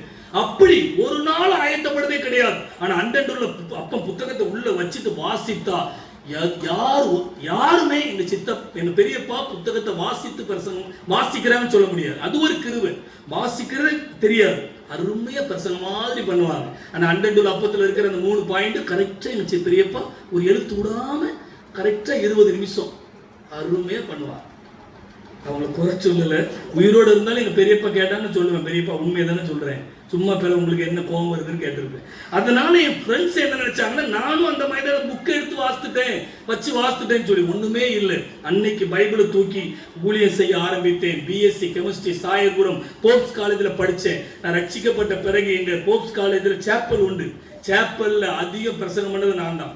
திடீர்னு யாராவது ப்ரொஃபஸருக்கு டைம் கொடுத்துருப்பாங்க, வர்றதுக்கு லேட் ஆயிடும். உடனே யாராவது அங்க இருக்கிறவங்க, Jebaseelan are you ready to preach? Immediately I will go and preach. I became a ready-made preacher. Preacherல ready-made preacher, ட்ரெஸ்ல தான் ரெடிமேட் ட்ரெஸ் பார்த்துருப்போம். நான் ரெடிமேட் பிரீச்சரா மாறிட்டேன். எப்பவும் ஆண்டவர் என்னை எடுத்து பயன்படுத்தினார். படிப்பு சரியா வரலங்க, ஆனா அதுக்கு பிறகு பைபிள் காலேஜ் படிக்க போனேன் மகாராஷ்டிராவுக்கு. இங்கிலீஷே தெரியாம ஹிந்தியும் தெரியாம முதலாக 2 சூட்கேஸை தூக்கிட்டு சென்ட்ரல் ரயில்வே ஸ்டேஷனுக்கு வந்தேன். வந்தா சென்ட்ரல்லையே பாதி பேர் ஹிந்தி பேசிட்டாங்க. நான் தமிழ்நாட்டில் தான் இருக்கிறேனா, இப்பவுமே வட மாநிலத்துக்கு போயிட்டேனா பயம். ஹிந்தி சுத்தமா தெரியாது, என்ன இங்கிலீஷே அறகுறை புரோக்கன் இங்கிலீஷ் வச்சுக்கிட்டு ஏறின. ஆண்டவர் நடத்துவார்னு சொல்லி ட்ரெயின்ல ஏறி உட்கார்ந்தா எல்லாரும் பார்த்தா அன்னைக்கு ஃபுல்லா என் கோச்சில் எல்லாம் நார்த் இந்தியன்ஸ் தான். ஆனால் எனக்காக ஆண்டவர் தேவதூதர் மாதிரி ஒருத்தர் அனுப்புனார். டெல்லி வர போறாரு, தமிழ்காரர், மதுரைக்காரர். அவர் சொன்னார், தம்பி கவலைப்படாத, உங்களுக்கு இங்கிலீஷ் தெரியுமா? Broken English. ஹிந்தி தெரியுமா? தெரியாது. நான் டெல்லி வர போறேன். நீங்க எங்க போறீங்க? சேவாகிராம் போறேன், நாக்பூர் பக்கம். அங்க பைபிள் காலேஜில் படிக்க போறேன். சரி தம்பி கவலைப்படாதங்க, உங்களுக்கு டிரான்ஸ்லேட்டரா நான் இருக்கிறேன். கூட்டிட்டு போயிட்டார். கூட்டிட்டு போய் அந்த சேவாகிராமில் இறங்கிட்டு ஆட்டோக்காரன்ட்ட போகும்போது ஒரு 1.5 நாள் ஆச்சு. அந்த டைம்ல ஒரு ஹிந்தி தமிழ் புக் வச்சிருந்தேன். கித்னா ரூபியா, 1 2 3 4 10 வரை படிச்சேன். படிச்சு வச்சுட்டு நாங்க போய் இறங்கி ஆட்டோக்காரன்ட்ட போய் கித்னா ரூபியான்னு, அவன் 10 ரூபியான்னா. கர்த்தருக்கு ஸ்தோத்திரம், நம்ம படிச்ச 10க்குள்ள தான் வந்திருக்குது அப்படின்னு சொல்லி 10 ரூபா எடுத்து கரெக்டா பாக்கெட்டுக்குள்ள வச்சுட்டு பஸ் ஸ்டாண்டுக்கு போகணும். ஏதோ ஆக்ஷன்ல காட்டிட்டு அங்க போய் 10 ரூபா கொடுத்துட்டு அமைதியா வந்துட்டேன். ஏன்னா சேஞ்ச் இருந்துச்சு. பிறகு அங்க இருந்து பஸ் ஏறணும் பார்த்தா எல்லாம் மராட்டியில இருக்கு. நான் நினைச்சேன் இங்கிலீஷ்லயே இருக்குன்னு சொல்லி. நம்ம தான் கிணத்து தவளை மாதிரிலாம் வாழ்ந்துட்டோம், ஒன்னும் தெரியாது. எங்க அம்மா அப்பாட்ட கேட்கணும், எங்க அம்மா அப்பா ரொம்ப சுத்த முட்டை, அவங்களுக்கு என்ன தெரியும். அங்க போயிட்டு நான் பட்ட பாடு இருக்குதே, விசுவாசத்துல போனேங்க. அப்போ நான் கண்டக்டர் மாதிரி யோத்மால் எல்லாம் நான் தான் கண்டக்டர் நினைச்சாங்க. ஒருத்தர் வந்து இதான் யோத்மால் பஸ்ன்னு காட்டினார். விசுவாசத்துல உள்ள ஏறிட்டேன். அந்த பஸ் யோத்மால் வரதான் போகுமா, யோத்மாலை தாண்டி வேற எங்கேயாவது போகுமா தெரியாது. விசுவாசத்துல உள்ள ஏறி உட்கார்ந்தேன். ஒருத்தர் பக்கத்துல வந்து உட்கார்ந்தாரு. அவரு மராட்டியில ஃபர்ஸ்ட் பேசினாரு. ஏதோ புரிஞ்சுக்கிட்டேன், மராட்டின்னு ஏதோ வித்தியாசப்படுத்தி பேசினாரு. ஆவியில உணர்ந்துகிட்டு அவ்வளவுதான். பிறகு ஹிந்தியில பேசி பார்த்தாரு. மதராசின்னு, இந்த மதராசிக்கு ஒன்றும் தெரியாது அப்படின்னு அவர் ஆக்ஷன்ல பேச ஆரம்பிச்சாரு. நானும் ஆக்ஷன்லயே அவர்கிட்ட பேசினேன். இந்த யோத்மால் வந்தது, அவர் முந்தின ஸ்டாப்ல இறங்கிட்டு இதுதான் யோத்மால், பஸ் ஸ்டாண்ட் அங்க இருக்குதுன்னு ஆக்ஷன்லயே பேசினாரு. எனக்கு நல்லா புரிஞ்சிச்சு. ஹிந்தி புரியல, மராட்டி புரியல, ஆக்ஷன் லாங்குவேஜ் நல்லாவே புரிஞ்சிச்சு. அங்க போய் இறங்குறதுக்கு பஸ் ஸ்டாண்ட்ல இறங்கணும். அந்த பஸ் ஸ்டாண்டோட நிக்குமா இல்ல வேற எங்கேயாவது போகுமான்னு தெரியாது. 2 சூட்கேஸ், பெரிய சூட்கேஸ். எங்க அம்மா நல்ல பாசத்துல ரொம்ப அள்ளி தந்துட்டாங்க. 2 சூட்கேஸ் தூக்கிட்டு ஒத்தையில இறங்கணும் பாருங்க. மூக்குல அந்த கம்பி, பஸ் கம்பி இடிச்சு ரத்தம் தான் வரல. வேகமா இறங்கிட்டேன். கீழே இறங்கி டம்முன்னு சூட்கேஸ் வச்ச உடனே ஒரு ஆட்டோக்கார் ஓடி வந்தார்.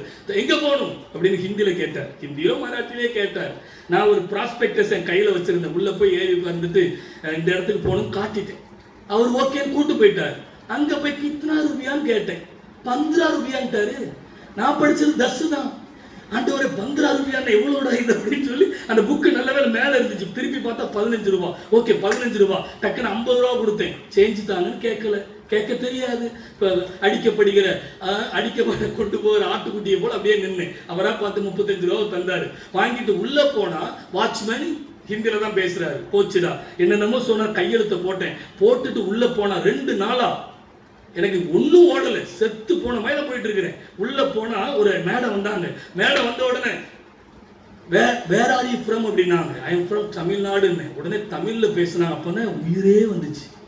நான் பார்த்த உடனே தெரிஞ்சுக்கிட்டாங்க திருநெல்வேலி தூத்துக்குடியாக தான் இருக்குன்னு. உடனே சிஸ்டர் நீங்க எங்க இருந்து சிஸ்டர்? திருநெல்வேலி. நாங்கள் உடனே தமிழ்ல பேசின உடனே ஒரு ரூமை காட்டினாங்க. அதுதான் ஹாஸ்டல், அங்கே போங்கன்னு. 6 மாசமாங்க யாருக்கிட்டையுமே நான் பேசவே இல்லை. அடுத்த மாநிலத்து பையன்கிட்ட. ஆனா ஆண்டவர் எனக்கு இங்கிலீஷை கற்றுக் கொடுத்தார். ஒவ்வொரு செமஸ்டராக நான் நல்லா படிக்க ஆரம்பிச்சேன். 3வது வருஷம் முடிவுல நான் தான் அந்த காலேஜில் கோல்டு மெடலை வாங்கினேன். கரங்களை உயர்த்தி ஒரு ஆண்டவருக்கு நன்றி சொல்லிடலாமா? எங்க பிரின்சிபால் என்னை தட்டி கொடுத்து பாராட்டினார். இங்கிலீஷே தெரியாம வந்த நீ 3 வருஷத்துல இங்கிலீஷை கற்றுக்கிட்டு பிரசங்கிக்கிற அளவுக்கு நீ மாறிட்டிய. பெரிய சாட்சி. சுருக்கமா சொல்றேன். பிறகு ஆண்டவர் அதுல இருந்து என்ன 12 வருடம் ஒரு ஸ்தாபனத்தில் வேலை செய்ய வைத்தார். நல்ல ஊழியம் செய்தேன். படிப்படியாக ஆண்டவர் உயர்த்தினார். இப்ப விஜயவாடாவில் கர்த்தருடைய பெரிதான கிருபையினால 2019 இருந்து நாம் பீஸ் ஃபார் ஆல் என்கிற ஊழியத்தை ஆரம்பித்து செய்து கொண்டு வருகிறோம். 25 பாஸ்டர்ஸ் எங்களோடு கூட இணைந்து ஊழியம் செய்யறாங்க. ஒரு சிலருக்கு நாங்க சப்போர்ட் பண்றோம். எல்லாருக்கும் பண்ண முடியல. ஆமென். கர்த்தர் வாசலை திறப்பார். நிச்சயமாய் நானும் பண்ணுவேன் என தொடர்ந்து ஜெபம் பண்ணிக்கிட்டு இருக்கிறோம். 4 வருடமாக இங்க திருச்சபையில 3.5 மணி நேரம் 10 இருந்து 1.5 மணி வரை ஜெபம் பண்ணிக்கிட்டே இருக்கிறோம். இந்த ஜெபத்தை கேட்டுதான் ஆண்டவர் படிப்படியாக ஆசீர்வதிக்கிறார். அமெரிக்காவுக்கு கொண்டு போனார். ஏப்ரல் மாசம் மலேசியா, சிங்கப்பூர், இந்தோனேசியா போறேன். அடுத்து ஆஸ்திரேலியா, அடுத்து யூகே. என்ன கரெக்டா இப்படி சொல்றீங்கன்னு எல்லாம் ஜெபம் பண்ணிக்கிட்டு இருக்கிறோம். அடுத்து வந்து சவுத் ஆப்பிரிக்கா, அடுத்து நியூசிலாந்து. உலக வரைபடத்துல என்னென்னலாம் இருக்குதோ ஆண்டவரே கொண்டு போங்கப்பா. என்ன நீங்க உலகமெங்கு போய் சுவிசேஷத்தை பிரசங்கிக்க சொன்னீங்கல்ல, நான் ரெடி.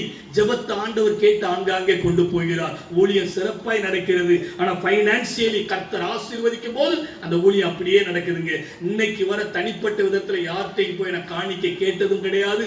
எங்க ஊழியத்துல இருக்கிறவங்க கூட அவங்கிட்ட கூட கேட்டது கிடையாது. சில நேரம் 50 ரூபா கூட இருக்காது, 100 ரூபா கூட இருக்காது. கர்த்தரை நோக்கி பார்ப்பேன். ஆண்டவர் எலியாவை காகம் கொண்டு போஷித்த தேவன் எங்களையும் போஷித்துக் கொண்டிருக்கிறார். எல்லாரும் ஒரு ஆமேன் சொல்லிடலாமா? ஆமேன். இப்ப 4 பேர் நாங்க இணைந்து ஊழியம் செய்கிறோம். எங்க அப்பாவை பத்தி ஒரு வார்த்தை சொல்லிடுறேன். வாலிபன் ஆகனப்புறம் எங்க அப்பாவை ஓட ஓட வெட்டி கொள்ளணும்னு நினைச்சேன். பாத்தீங்களா? நான் என்னைக்கு ரட்சிக்கப்பட்டனோ அப்பாவுக்காக 2 தடவை காலையிலேயும் சாயந்தரமும் டெய்லி ஜெபம் பண்ணேன். எங்க அப்பா குடியை விட்டு மாறணும். 2 வருஷம் ஜெபம் பண்ணேங்க. எங்க அப்பா குடியை விட்டே மாறிட்டான். அதுக்கு பிறகு பாட்டில தொட்டதே கிடையாது. 5 வருஷம் எங்க அப்பா மனமாட்டம் அடைந்த பிறகு நல்லா சர்ச்சுக்கு வந்து, அதுக்கு முன்னாடி கெட்ட வார்த்தை அப்படி பேசுவாங்க. பிறகு ரட்சிக்கப்பட்ட பிறகு அல்லேலூயா ஃபாதரா மாறிட்டான். யார் என்ன சொன்னாலும் அல்லேலூயா அல்லேலூயா அல்லேலூயா. சர்ச்சில் அல்லேலூயா சத்தம் இல்லைன்னா எங்க பெரியப்பா இல்லைன்னா வேற ஏதாவது சர்ச்சுக்கு போனா பாஸ்டர் கேட்பாங்க, அப்பாவை எங்க? அல்லேலூயா சத்தமே இல்லைன்னு சொல்லி. அந்த அளவுக்கு ஆண்டவர் மாற்றி எங்க அப்பா இறந்து பரலோகத்துக்கு போனாங்க. எங்க அப்பா இறக்கும் போது படுத்து கிடந்த மாதிரி தான் இருந்தாங்க. யாருமே செத்துட்டாங்கன்னு சொல்லலை. அப்படி நல்ல மரணம். நான் பக்கத்துல இருந்து நான் சேலத்துல அப்ப ஊழியம் செய்தேன். எங்க அப்பா சாகரைக்கு முன்னாடி என்னால போய் பார்க்க முடியல. ஊழியக்காரங்களுக்கு அது அப்படித்தான் இருக்கும். அதெல்லாம் நான் பல நேரங்களை அனுபவிச்சுட்டேன். அதனால எனக்கு கஷ்டமா தெரியல. ஆண்டவர் நோக்கி கேட்டேன், ஆண்டவர் எங்க அப்பா எங்க இருக்கிறாங்க? ஒரு தரிசனத்தை பார்த்தேங்க. உண்மையே சொல்றேன், உங்க வீட்டுல இப்படிப்பட்ட தரிசனத்தை இங்க பார்க்கணும். யார் யார் எங்க இருக்கிறாங்க ஏசப்பாட்ட கேளுங்க. உங்க அம்மாவா இருக்கலாம், அப்பாவா இருக்கலாம், அண்ணன் தம்பி இறந்து போனவங்க எங்க இருக்கிறாங்க கேளுங்க. ஆண்டவர் தரிசனம் காட்டுவார். அப்ப நான் ஆண்டவர்கிட்ட கேட்டேன். ஆண்டவர் உடனே ஒரு தரிசனம் காட்டினார். ஏசப்பாவுடைய மடியில எங்க அப்பாவை பார்த்தேன். கரங்களை விரித்து ஆண்டவருக்கு நன்றி சொல்லலாமா? ஏசப்பா அந்த தரிசனத்துல என்கிட்ட பேசினாங்க, மகனே உங்க அப்பா வர வேண்டிய இடத்துக்கு வந்துட்டாங்க, நீ எனக்காக ஊழியம் செய்து வா, உங்க அப்பாவை உனக்கு அறிமுகப்படுத்தி வைப்பேன் என்று இயேசு சொன்னார். அதை விட பெரிய பாக்கியம் எங்கெங்க இருக்குது?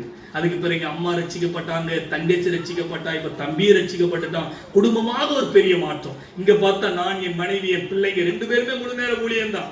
நல்லா படிச்சு எங்க பாப்பா மிஷினரி டாக்டர், பையனுக்காக ஜோம் பண்ணிக்கிட்டு இருக்கிறோம். என்ன பொறுப்பாண்டோ, என்ன படிக்க வச்சு எப்படி அவன் மாறணும். முழு நேர ஊழியம் தான், ஆனா என்ன படிக்க வைக்கணும் ஜெபித்து கொண்டிருக்கிறோம்.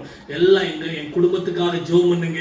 வாய்ப்பு கிடைக்கும் போது விஜயவாடாவுக்கு வாங்க, மிஷன் ட்ரிப்பா வாங்க, ஊழியத்தை பாருங்க. நான் பல காரியத்தை இங்க சொல்றேன் பாத்தீங்களா, இங்க நேரடியா வந்து பாருங்க. நான் ஏற்கனவே சொன்ன மாதிரி ஜேசுதாஸ் ஒரு 3 தடவை எங்க ஊழியத்தை வந்து பார்த்திருக்கிறாங்க. சின்ன ஊழியம் தான், இப்பதான் வளர்றோம். வெறும் சீக்கிரத்துல பெரிய ஊழியமாய் ஆண்டவர் மாற்றுவார். எல்லா ஊழியமும் வளரும் போது 4-5 பேரோடு தான் ஆரம்பிச்சாங்க. இப்ப பல 1000 மக்கள் இருக்காங்கல்ல, அதே மாதிரி எங்க ஊழியத்திலே பல 1000 ஜனங்களை கர்த்தர் தருவார். அதற்கு உங்களுடைய ஜெபம் தேவை. எத்தனை பேர் ஆமீன் சொல்றீங்க? ஆமீன். உற்சாகம் ஆமீன் சொல்லிடலாமா? இப்ப கர்த்தருடைய வார்த்தையை நம்ம கேட்க போகிறோம். இன்னைக்கு விசேஷமாய் பிரிஸ்கில்லா சிஸ்டர், அவங்க பேர் பிரிஸ்கில்லாவா? ஆமா, சொன்ன சாட்சி சூப்பர் சாட்சிங்க. அந்த படத்தை போட்டு காட்டினாங்கல்ல, இவங்களாம் அந்த மாதிரி முட்டை வச்சா பயப்படாது, பிரிஸ்கில்லா சிஸ்டரை கூப்பிடுங்க. ஆமீன் சொல்லுங்க. ஏன்னா அந்த அபிஷேகம் அவங்களுக்குள்ள இருக்குது. விளையாட்டுன்னு சொல்லல, உண்மையிலே சொல்றேன். இல்லைன்னா என்னைய கூப்பிடுங்க, டிக்கெட் மட்டும் போடுங்க, வாரேன். காணிக்கத்தெல்லாம் பரவாயில்ல, முட்டையை தூக்கிட்டு போயிடுறேன். ஆமீன். இதெல்லாம் பார்த்து எவ்வளவு அருமையான சாட்சி பாருங்க. இன்னைக்கும் பாருங்க, அந்த பக்கத்துல உள்ள குடும்பத்துக்கான சிஸ்டர் ஜோம் பண்றாங்க. சீக்கிரமா அவங்க ரட்சிக்கப்படுவாங்க சிஸ்டர், சீக்கிரமா ரட்சிக்கப்படுவாங்க இயேசுவின் நாமத்தினால. ஆவியான உள்ள கிரியை செய்ய ஆரம்பிச்சிட்டாரு. வெளியில சொல்ல வெட்கப்பட்டு இருக்கிறாங்க. சீக்கிரமா உங்ககிட்ட வந்தே சொல்லுவாங்க, சிஸ்டர் உங்க தேவன் தான் பெரியவர், நீங்க ஆராதிக்கிற இயேசுவே பெரியவர் சொல்லுவாங்க. அந்த நாள் வெகு தூரத்தில் இல்லை. அருமையான சாட்சி. இதை போல எங்க ஃபீல்டுல பல அற்புதம் நடக்கும். இடையில உங்களுக்கு சொல்றேன், ஏன்னா வார்த்தைக்குள்ளே வரல பாருங்க, நான் கரெக்டா டைமுக்கு முடிச்சிருவேன். இப்ப பாருங்க, பிலிப்பியர் 4ஆம் அதிகாரம் 9வது வசனத்தை மறுபடி வாசிக்கலாம். யாராவது வருவோம்? நீங்கள் என்னிடத்தில் கற்றும் அடைந்தும் கேட்டும் கண்டும் இருக்கிறவைகள் எவைகளோ அவைகளையே செய்யுங்கள், அப்பொழுது சமாதானத்தின் தேவன் உங்களோடு இருப்பார். ஆமென். அப்பொழுது சமாதானத்தின் தேவன் உங்களோடு இருப்பார். இன்னைக்கு நம்ம சபையில 2வது வேத பாடமாக இதை வாசித்தீங்க. வாசித்தது யாரு?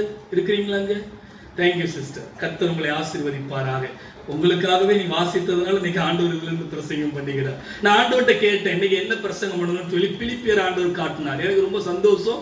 அப்ப பார்த்தா சரி, இன்னைக்கு வாசித்த வேத பகுதி தானே, அதனால அதுல இருந்து பேசலாம்னு சொல்லி. அப்பொழுது சமாதானத்தின் தேவன் உங்களோடு இருப்பார். எப்பொழுது?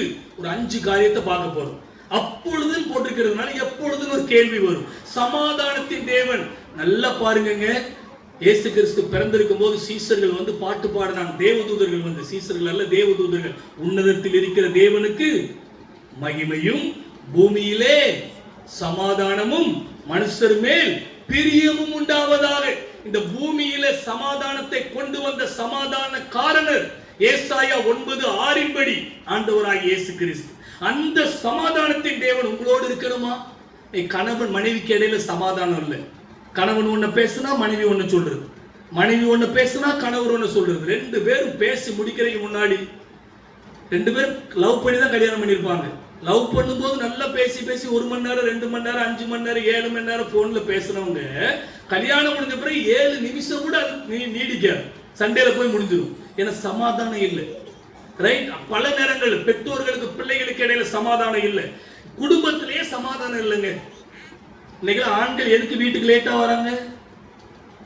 எதுக்கு வீட்டுக்கு நேரத்தோட போய் மனைவி தூங்கின பிறகு மெதுவா போலாமேன்னு சொல்லி எல்லா ஆண்களும் இல்லைங்க, சில ஆண்கள். அவங்ககிட்ட கேட்டிருக்கிறேன், கவுன்சிலிங் கொடுத்துருக்கிறேன். அதனாலதான் சொல்றேன், சமாதானமே இல்லை. வீட்டுக்கு நேரத்தோட போன மனைவி ஏதாவது பேசிக்கிட்டே தொண்ணு பேசுவாங்க. நம்ம ஊருக்கு சொல்லுவாங்களே தொண்ணு பேசிக்கிட்டே இருப்பாங்க. அதனால எதுக்கு வம்பு? கொஞ்சம் லேட்டா போயிடுவோம், 11-11:30. ஒரு வேலை இருக்காது. எங்க இருக்கீங்க? இன்னைக்கு மனைவிமார்கள் கேட்கிற 2 வார்த்தை தெரியுமா? எங்க இருக்கீங்க, எப்போ வருவீங்க? இது இன்டர்நேஷனல் ட்ரூத். நீங்க என்னைக்கு எத்தனை பேர் கவனிச்சு, எங்க இருக்கீங்க, எப்போ வருவீங்க? இந்த 2 கேள்விக்கு நீங்க பதில் சொல்லணும். ஆனா அநேக ஆண்கள் 2க்கும் தப்பு தான், பொய் தான். எங்க இருப்பீங்கன்னு உண்மையை சொல்ல மாட்டோம். ஏன்னா சொன்ன 15 கிலோமீட்டர், அப்ப 1/2 மணி நேரம். ஏன் 1/2 மணி நேரத்துல வரல? பிரச்சனை. எங்க இருப்பீங்க ஒண்ணுமே தெரியலையே. எங்க இருக்கிறேன்னு சொல்லி வந்துருவேன். என்ன? அதனால எப்ப வருவீங்க தெரியாது. ஏன்னா சொல்லிட்டு மாட்டிக்கிட கூடாது. ஏன்னா 8:30 வந்துருவேன்னு 8:30 மணிக்கு போன் வந்துகிட்டே இருக்கும், கேப் இல்லாம. ஏன் மனைவியை பத்தி சொல்றேன்னு நினைக்காதங்க, எல்லா மனைவி அப்படித்தான். இப்ப என்ன? குடும்பத்துக்குள்ள சமாதானம் இல்லை. ஆண்டவரை சொல்ல, எப்பொழுது சமாதானத்தின் தேவன் உங்களோடு இருப்பார். சமாதானத்தின் தேவன் உங்களோடு இருப்பார் என்றால் அந்த சமாதானம் இருக்கும். நல்ல கவனிங்க. 5 காரியத்தை வேகமா பார்த்து ஜெபிக்க போகிறோம். 4வது வசனத்தை வாசிக்கலாம். 4வது வசனம்.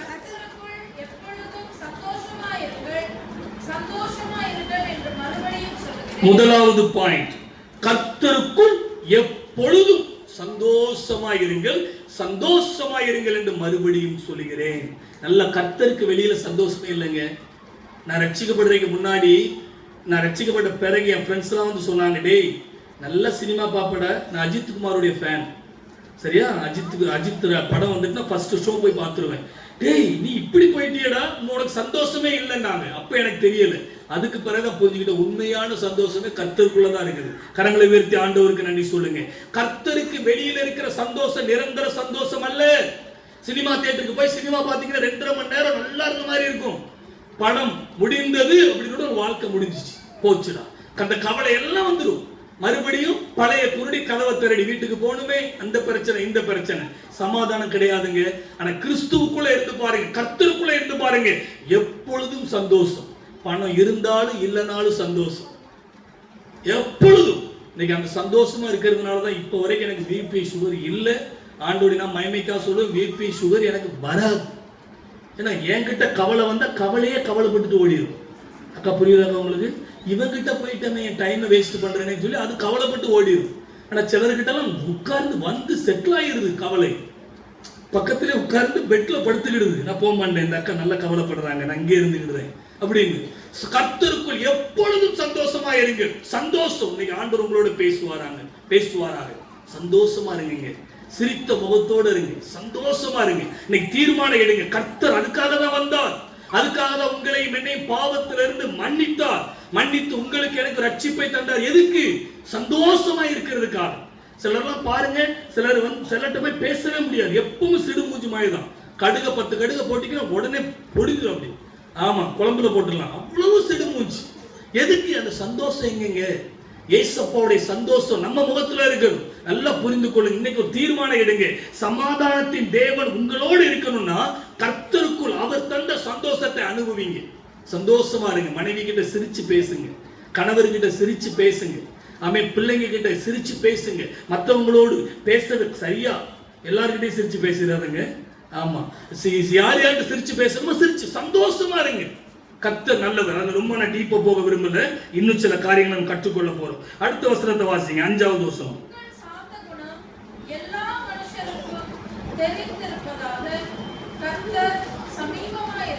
ஆமென். 2வது, சாந்த குணத்தோடு இருங்க. சாந்த குணம், உங்கள் சாந்த குணம் எல்லா மனுஷருக்கும் தெரிந்திருப்பதாக. நல்லா புரிஞ்சுக்கிடுங்க. கர்த்தர் சமீபமா இருக்கிறார். நீங்க ஒருவேளை உங்களுக்கு ரொம்ப கோபம் வருதா, ஒரு சேரை போட்டுக்கிடுங்க பக்கத்துல. இயேசு அந்த சேர்ல உட்கார்ந்து இருக்கிறார் நினைச்சுக்கிடுங்க. ஆண்கள் தான் நம்ம அதிகமா கோபப்படுவோம். எப்ப பார்த்தாலும் கோபம். எப்ப மனைவி எதை சொல்லணும்னே தெரியாது, எதை சொன்னாலும் கோபம். மனைவி எதைத்தான் சொல்லுவாங்க? சொல்லலனாலும் கோபம், சொன்னாலும் கோபம், சரியா? ஆனா வசனம் சொல்றது சாந்த குணம் உள்ளவர்களாயிருங்கள்.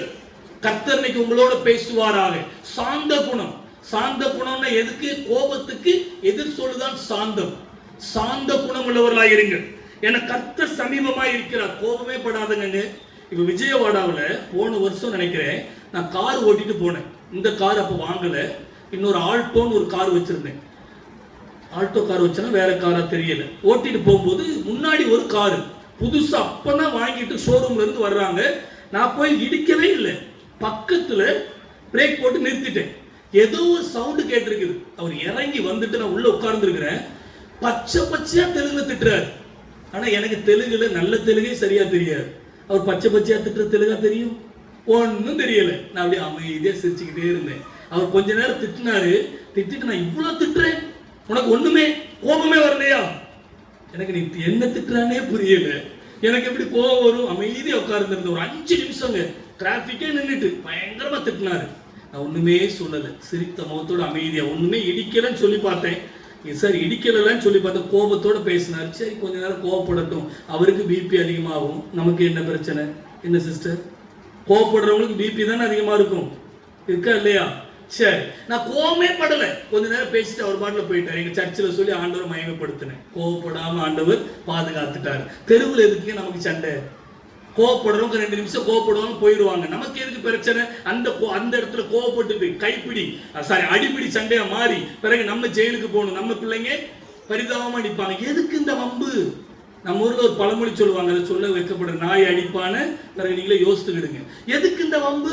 கோபமே படாதங்க, நீ தீர்மானம் எடுங்க, சாந்த குணமா இருப்பேன். வேலை செய்யற இடத்துல சாந்தமா இருங்க. ஒருவேளை ஹையர் ஆபீஸில் உங்க திட்டுறாங்களா, யாருமே பாருங்க, சுத்தி பாருங்க, சே நம்ம 2 பேர் தானே இருக்கிறோம், வேற யாருமே இல்லைல்ல, அதனால சாந்தமா இருங்க. ஒருவேளை 5 பேருக்கு முன்னாடி திட்டாரா, 5 பேருக்கு முன்னாடி தானே திட்டினாரு, 50 பேருக்கு முன்னாடி திட்டல, இப்படி நினைச்சிட்டு சாந்தமா மாறிடுங்க.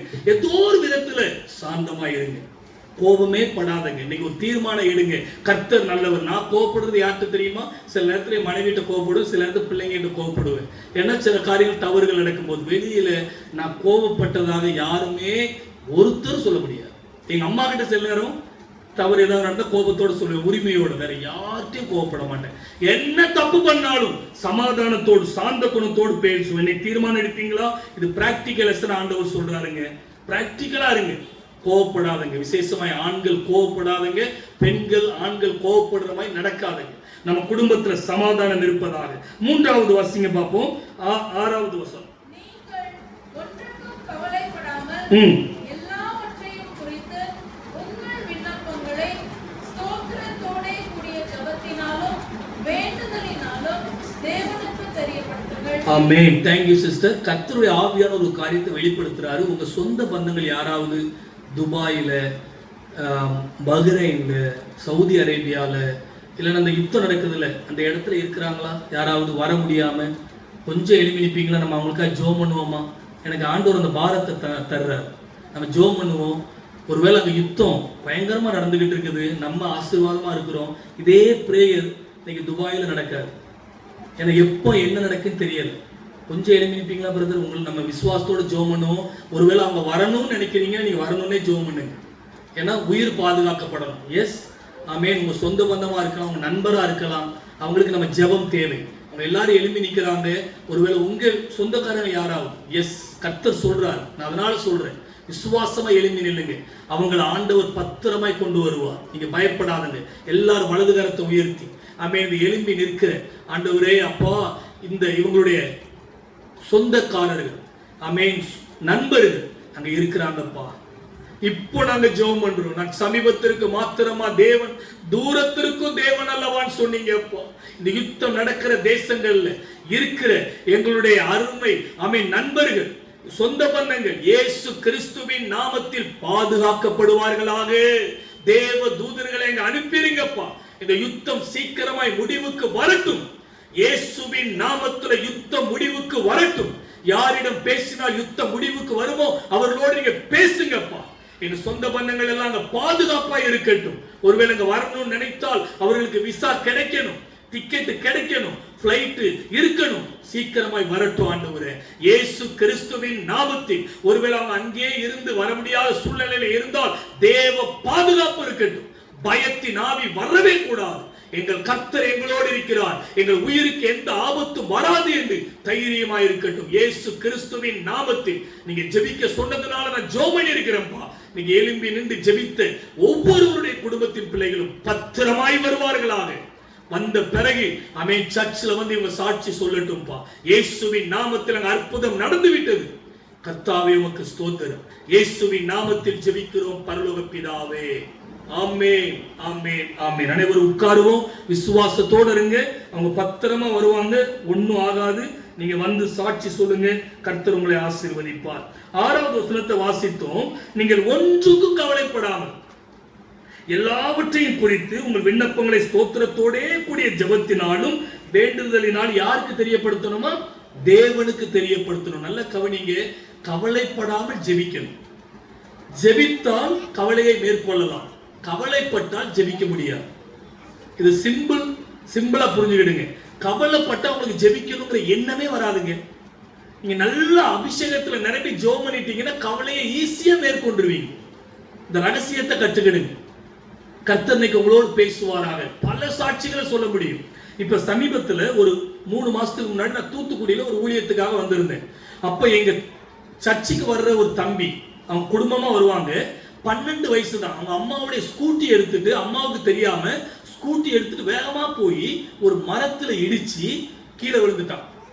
விழும்போது தலையில தலை வந்து கல்லுல பட்டுட்டு, கல்லுல அடிபட்டு அப்படியே ரொம்ப ஒரு மாதிரி ஆயிட்டான். ஹாஸ்பிட்டல் கொண்டு போயிட்டாங்க. ஹாஸ்பிட்டல் கொண்டு போனா திடீர்னு கோமா ஸ்டேஜுக்கு போயிட்டான்.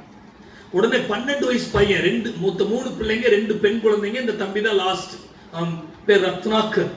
உடனே அங்க இருந்து அழுதுகிட்டே அந்த சிஸ்டர் எனக்கு ஃபோன் பண்ணாங்க, பிரதர் இந்த மாதிரி பாஸ்டர் இந்த மாதிரி ஆயிட்டு, நீங்க வேற தமிழ்நாட்டுக்கு போயிட்டீங்க, என்ன செய்யறது? நான் உடனே ஜோம் பண்ணும்போது சொன்னேன், கோமா ஸ்டேஜுக்கு வேற போயிட்டான், கவலைப்படாதுங்க, 2 நாள் பிள்ளை கோமா ஸ்டேஜ்ல இருப்பான், 3ஆவது நாள் நார்மல் ஆயிடுவான். பாருங்களேன், ஜெபத்துல ஆண்டவர் வெளிப்படுத்துறாரு. சொல்லிட்டு நீங்க நான் என் மூலமா கர்த்தர் சொல்றது விசுவாசிக்கிறீங்கல்ல, உங்க பிள்ளைக்கு ஒன்றும் ஆகாது, ஹாஸ்பிட்டல் கொண்டு போயிட்டீங்கல்ல, கர்த்தர் சுகத்தை தருவான் சொல்லி ஜோம் பண்ணிட்டு வச்ச பிறகு ராத்திரி மறுபடியும் ஃபோன் பண்ணிட்டு, பாஸ்டர் அடுத்த நாள் காலையில 5 மணிக்கு ஆபரேஷன் சொல்றாங்க, பிரெயின்ல ப்ளீடிங் ஆகுதான், அதனால ஆபரேஷன் பண்ணணும்னு சொல்றாங்க. உடனே ஜோம் பண்ண எல்லா பிரேயர் டவர் மினிஸ்ட்ரியில உள்ளவங்க ஜோம் பண்ணுங்க சொல்லிட்டு ஜோம் பண்ணிட்டு ஒன்னும் நடக்காது. இதே டாக்டர் 5 மணிக்கு முன்னாடி உங்கள்கிட்ட சொல்லுவாங்க, இப்ப பையன் நார்மலா இருக்கிறான், சர்ஜரியே தேவையில்லைன்னு சொல்லுவாங்க. அதே மாதிரி அடுத்த 5 மணிக்கு முன்னாடி டாக்டர் வந்து சொன்னாங்க, பிள்ளைக்கு சர்ஜரியே தேவையில்லை. ஆமீன் சொல்லுங்க. பிறகு இன்னொரு நாள் 2 நாள் கோமா ஸ்டேஜ்ல இருந்தான். பிறகு நல்லா ஜோம் பண்ணோம். 3ஆவது நாள் கோமா ஸ்டேஜ்ல இருந்து வெளியில வந்துட்டான். ரொம்ப சீரியஸ். ஃபர்ஸ்ட் டாக்டர்ஸ் வந்து செத்துருவான்னு சொல்லிட்டாங்க. அவனை செக் பண்ணிட்டு செத்துருவான், இவன் பிழைக்கிறதுக்கு வாய்ப்பே இல்லை. ஜெபம் அப்படியே மாத்திச்சு. நான் அந்த அம்மா என்ன சொன்னாங்க தெரியுமா? அந்த பையனுடைய அம்மா, பாஸ்டர் நீங்க ஜோம் பண்ணா போதும், என் பிள்ளை உயிரோட வந்துருவான், நீங்க ஊழியத்தை விட்டுலாம் டக்குன்னு வந்துடாத, ஊழியத்தை செய்யுங்க, என் பிள்ளை ஆண்டவர் உயிரோட இருப்பான், நீங்க ஜெபம் மட்டும் பண்ணுங்க. அவங்களுடைய விசுவாசம். அதே போல நான் ஊழியத்தை முடிச்சுட்டு போகும்போது அவன் அந்த ஹாஸ்பிட்டல்ல இருந்து டிஸ்சார்ஜ் ஆகி வீட்டுல வந்து உட்கார்ந்து இருந்தான். நான் போகும்போது எப்படி ஏசப்பா லாசருவை உயிரோடு எழுப்பின பிறகு அடுத்த நாள் அந்த ஏசப்பாவோட கூட லாசரு உட்கார்ந்து இருக்கும் போது அநேகர் ஏசப்பாவுடைய பிரசங்கத்தை கேட்க வந்ததை காட்டிலும் லாசருவை பார்க்க வந்தார்கள் என்று யோவான் 12ஆம் அதிகாரத்தில் எழுதப்பட்டிருக்கிறதோ, அதே போல அந்த பிள்ளை என் பக்கத்துல உட்கார்ந்து இருந்தான். அவனை கட்டி பிடிச்சு சொன்னேன், ஏசப்பா உனக்கு 2வது வாழ்க்கையை தந்திருக்கிறாருடா, நீ ஆண்டவருக்காக ஊழியம் செய்யணும், அம்மா அப்பாவுக்கு கீழ்ப்படியும். இப்ப நல்லா இருக்கிறான், சர்ச்சுக்கு ஒழுங்கா வரான், கரங்களை விரித்து ஆண்டவருக்கு நன்றி சொல்லுங்க. 12 வயது பிள்ளை. இதே மாதிரி எத்தனையோ அற்புதம். அந்த அம்மா கவலைப்படல, ஒரே பிள்ளைதான், அவங்களுக்கு ஒரே வார்த்தை, பாஸ்டர் உங்க மூலமா ஆண்டவர் பேசிட்டார், என் பிள்ளை உயிரோட வந்துருவான், கோமா ஸ்டேஜ்ல இருக்காங்க, ஆனா உயிரோட வந்துருவான், ஒண்ணும் நடக்காது, நீங்க தைரியமா ஊழியத்தை முடிச்சுட்டு வாங்க. எப்படிங்க அந்த விசுவாசம் வந்தது? ஒரு பிள்ளை அப்படி இருக்கும்போது எப்படி கவலைப்படாம இருக்க முடியும்? கவலைப்படல. ஏன் தெரியுமா? விசுவாசம். நீங்க எத்தனை காரியத்தை குறித்து நீங்க கவலைப்படுறீங்க? உங்களுக்கு கட்டி கொடுத்த பிள்ளைகளுக்கு குழந்தை இல்லையா? கவலைப்படாதீங்க, அந்த பேரை சொல்லி ஜெபம் பண்ணுங்க.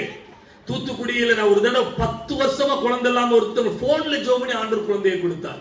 2 ஆண் குழந்தைகளை கொடுத்துட்டாரு. எப்ப தூத்துக்குடிக்கு வந்தாலும் அந்த பிரதர் நீ வந்து ஏர்போர்ட்ல போய் நான் இறங்கினாலும் சரி, ட்ரெயின்ல போனாலும் சரி, பஸ்ல போய் இறங்கினாலும் என்னை வந்து பிக்கப் பண்ணிட்டு நல்ல ஹோட்டல்ல என்னை போட்டு நல்லா சாப்பிடுங்க, நீங்க என் வீட்டுக்கு வாங்க ஜெபம் பண்ண கூட்டு போயிடுவோம். காரணம் 10 வருஷம் குழந்தை இல்லை, ஏறாத ஹாஸ்பிட்டலே கிடையாது. என்னை பத்தி ஊழியத்தை பத்தி தெரிந்துக்கிட்டு போன்ல தான் ஜெபம் பண்ணேன். ஆண்டவர் தீர்க்க தரிசனமாய் சொன்ன வார்த்தையை சொன்னேன், உங்க மனைவி 2.5 மாசத்துல பிரெக்னண்டா மாறுவாங்க. அதே மாதிரி 2 ஆகின பிறகு நீங்க எனக்கு போன் பண்ணி சொல்லுவீங்க. அதே மாதிரி ஆனாங்க, அவங்களே போன் பண்ணி சொன்னாங்க. பிறகு 6 மாசம் இருக்கும்போது எனக்கு போன் போட்டு, பிரதர் 10 வருஷமா என் மனைவி குழந்தை இல்லாம இருந்ததுனால இப்போ 10 வருஷம் கழிச்சு குழந்தை உண்டாயிருக்கிறதுனால ரொம்ப வீக்கா இருக்கிறாங்க, குழந்தைக்கோ தாய்க்கோ ஏதோ ஆயிரும் பயப்படுறோம். அப்ப போன்லயே ஜெபம் பண்ணேன். ஆண்டவர் சொன்னார், இந்த மூத்த பிள்ளை மகனை தான் கொடுக்க போறேன், அவனை ஊழியத்துக்காக ஒப்பு கொடுக்க சொல்லு, 2 பேருக்கு ஒண்ணு ஆகாதுன்னு சொன்னார். அதே மாதிரி சொன்னேன். பிரதர் சொன்னாங்க, கண்டிப்பா 10 வருஷத்துக்கு பிறகு எனக்கு ஆண் மகனை கர்த்தர் தரப்போறாருன்னா முழு நேரம் ஊழியத்துக்கு ஒப்பு கொடுக்கிறேன்னு சொன்னாங்க. 2 பேரும் நல்லா இருந்து கர்த்தர் அருமையான பிரசவத்தை கொடுத்தார். 2வது ஒரு ஆண் மகனை கொடுத்தார். ஜெபத்தினால முடியாத காரியம் என்னங்க இருக்குது?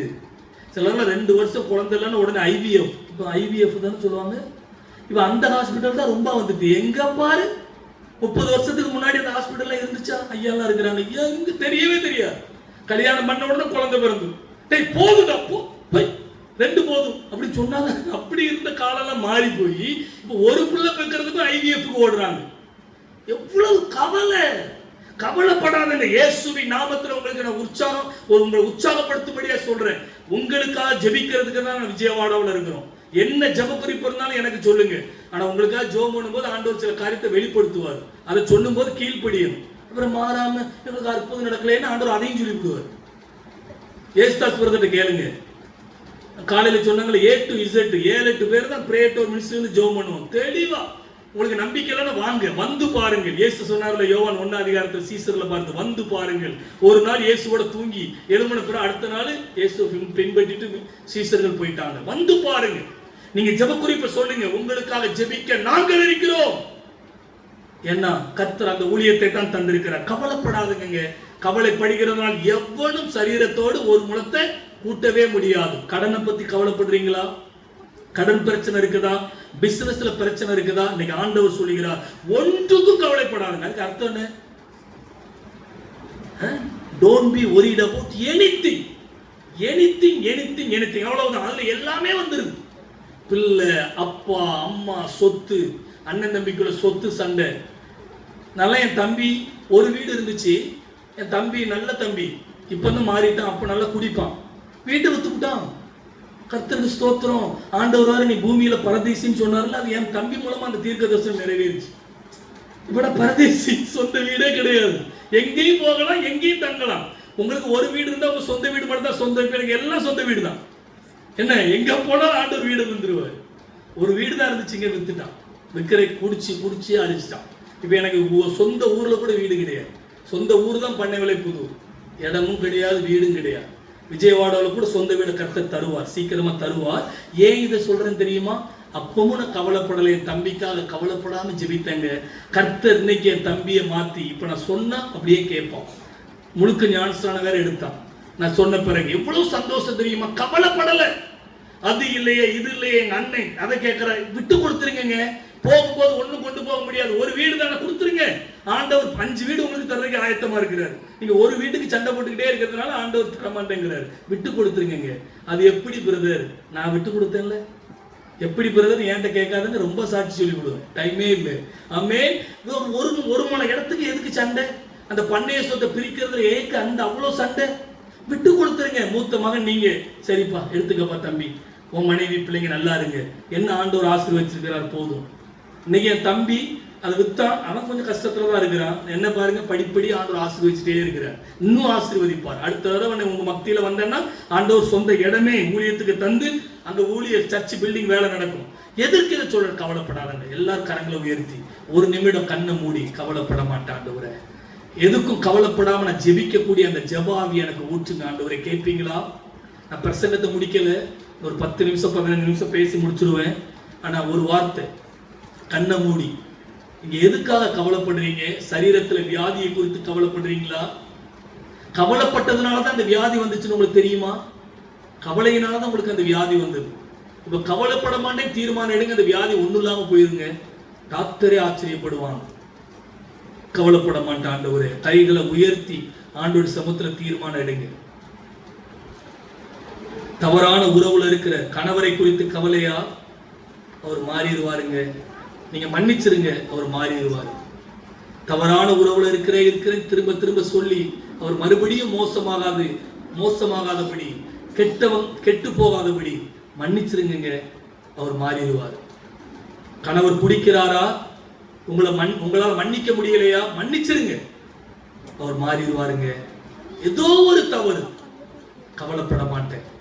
என் பிள்ளை நல்லா படிக்கலன்னு சொல்லி கவலைப்படுறீங்களா? நீங்க நல்லா ஜெபிக்கல, அதனாலதான் பிள்ளை நல்லா படிக்கல. நீங்க மாறணும். பிள்ளை படிக்கலன்னா பெற்றோர்கள் தான் காரணம். நான் கவலைப்பட மாட்டேன் ஆண்டவரே.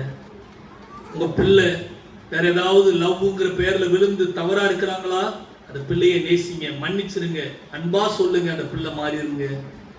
நீ இப்படித்தான் உன் வாழ்க்கை சரியில்லாம தான் போகும், நீ நல்லாவே இருக்க மாட்டேன், இப்படிலாம் சொல்லக்கூடாதுங்க. தெரியாம சொல்ற வார்த்தை அது உங்க பிள்ளைகளுக்கு பழிச்சிடக்கூடாது.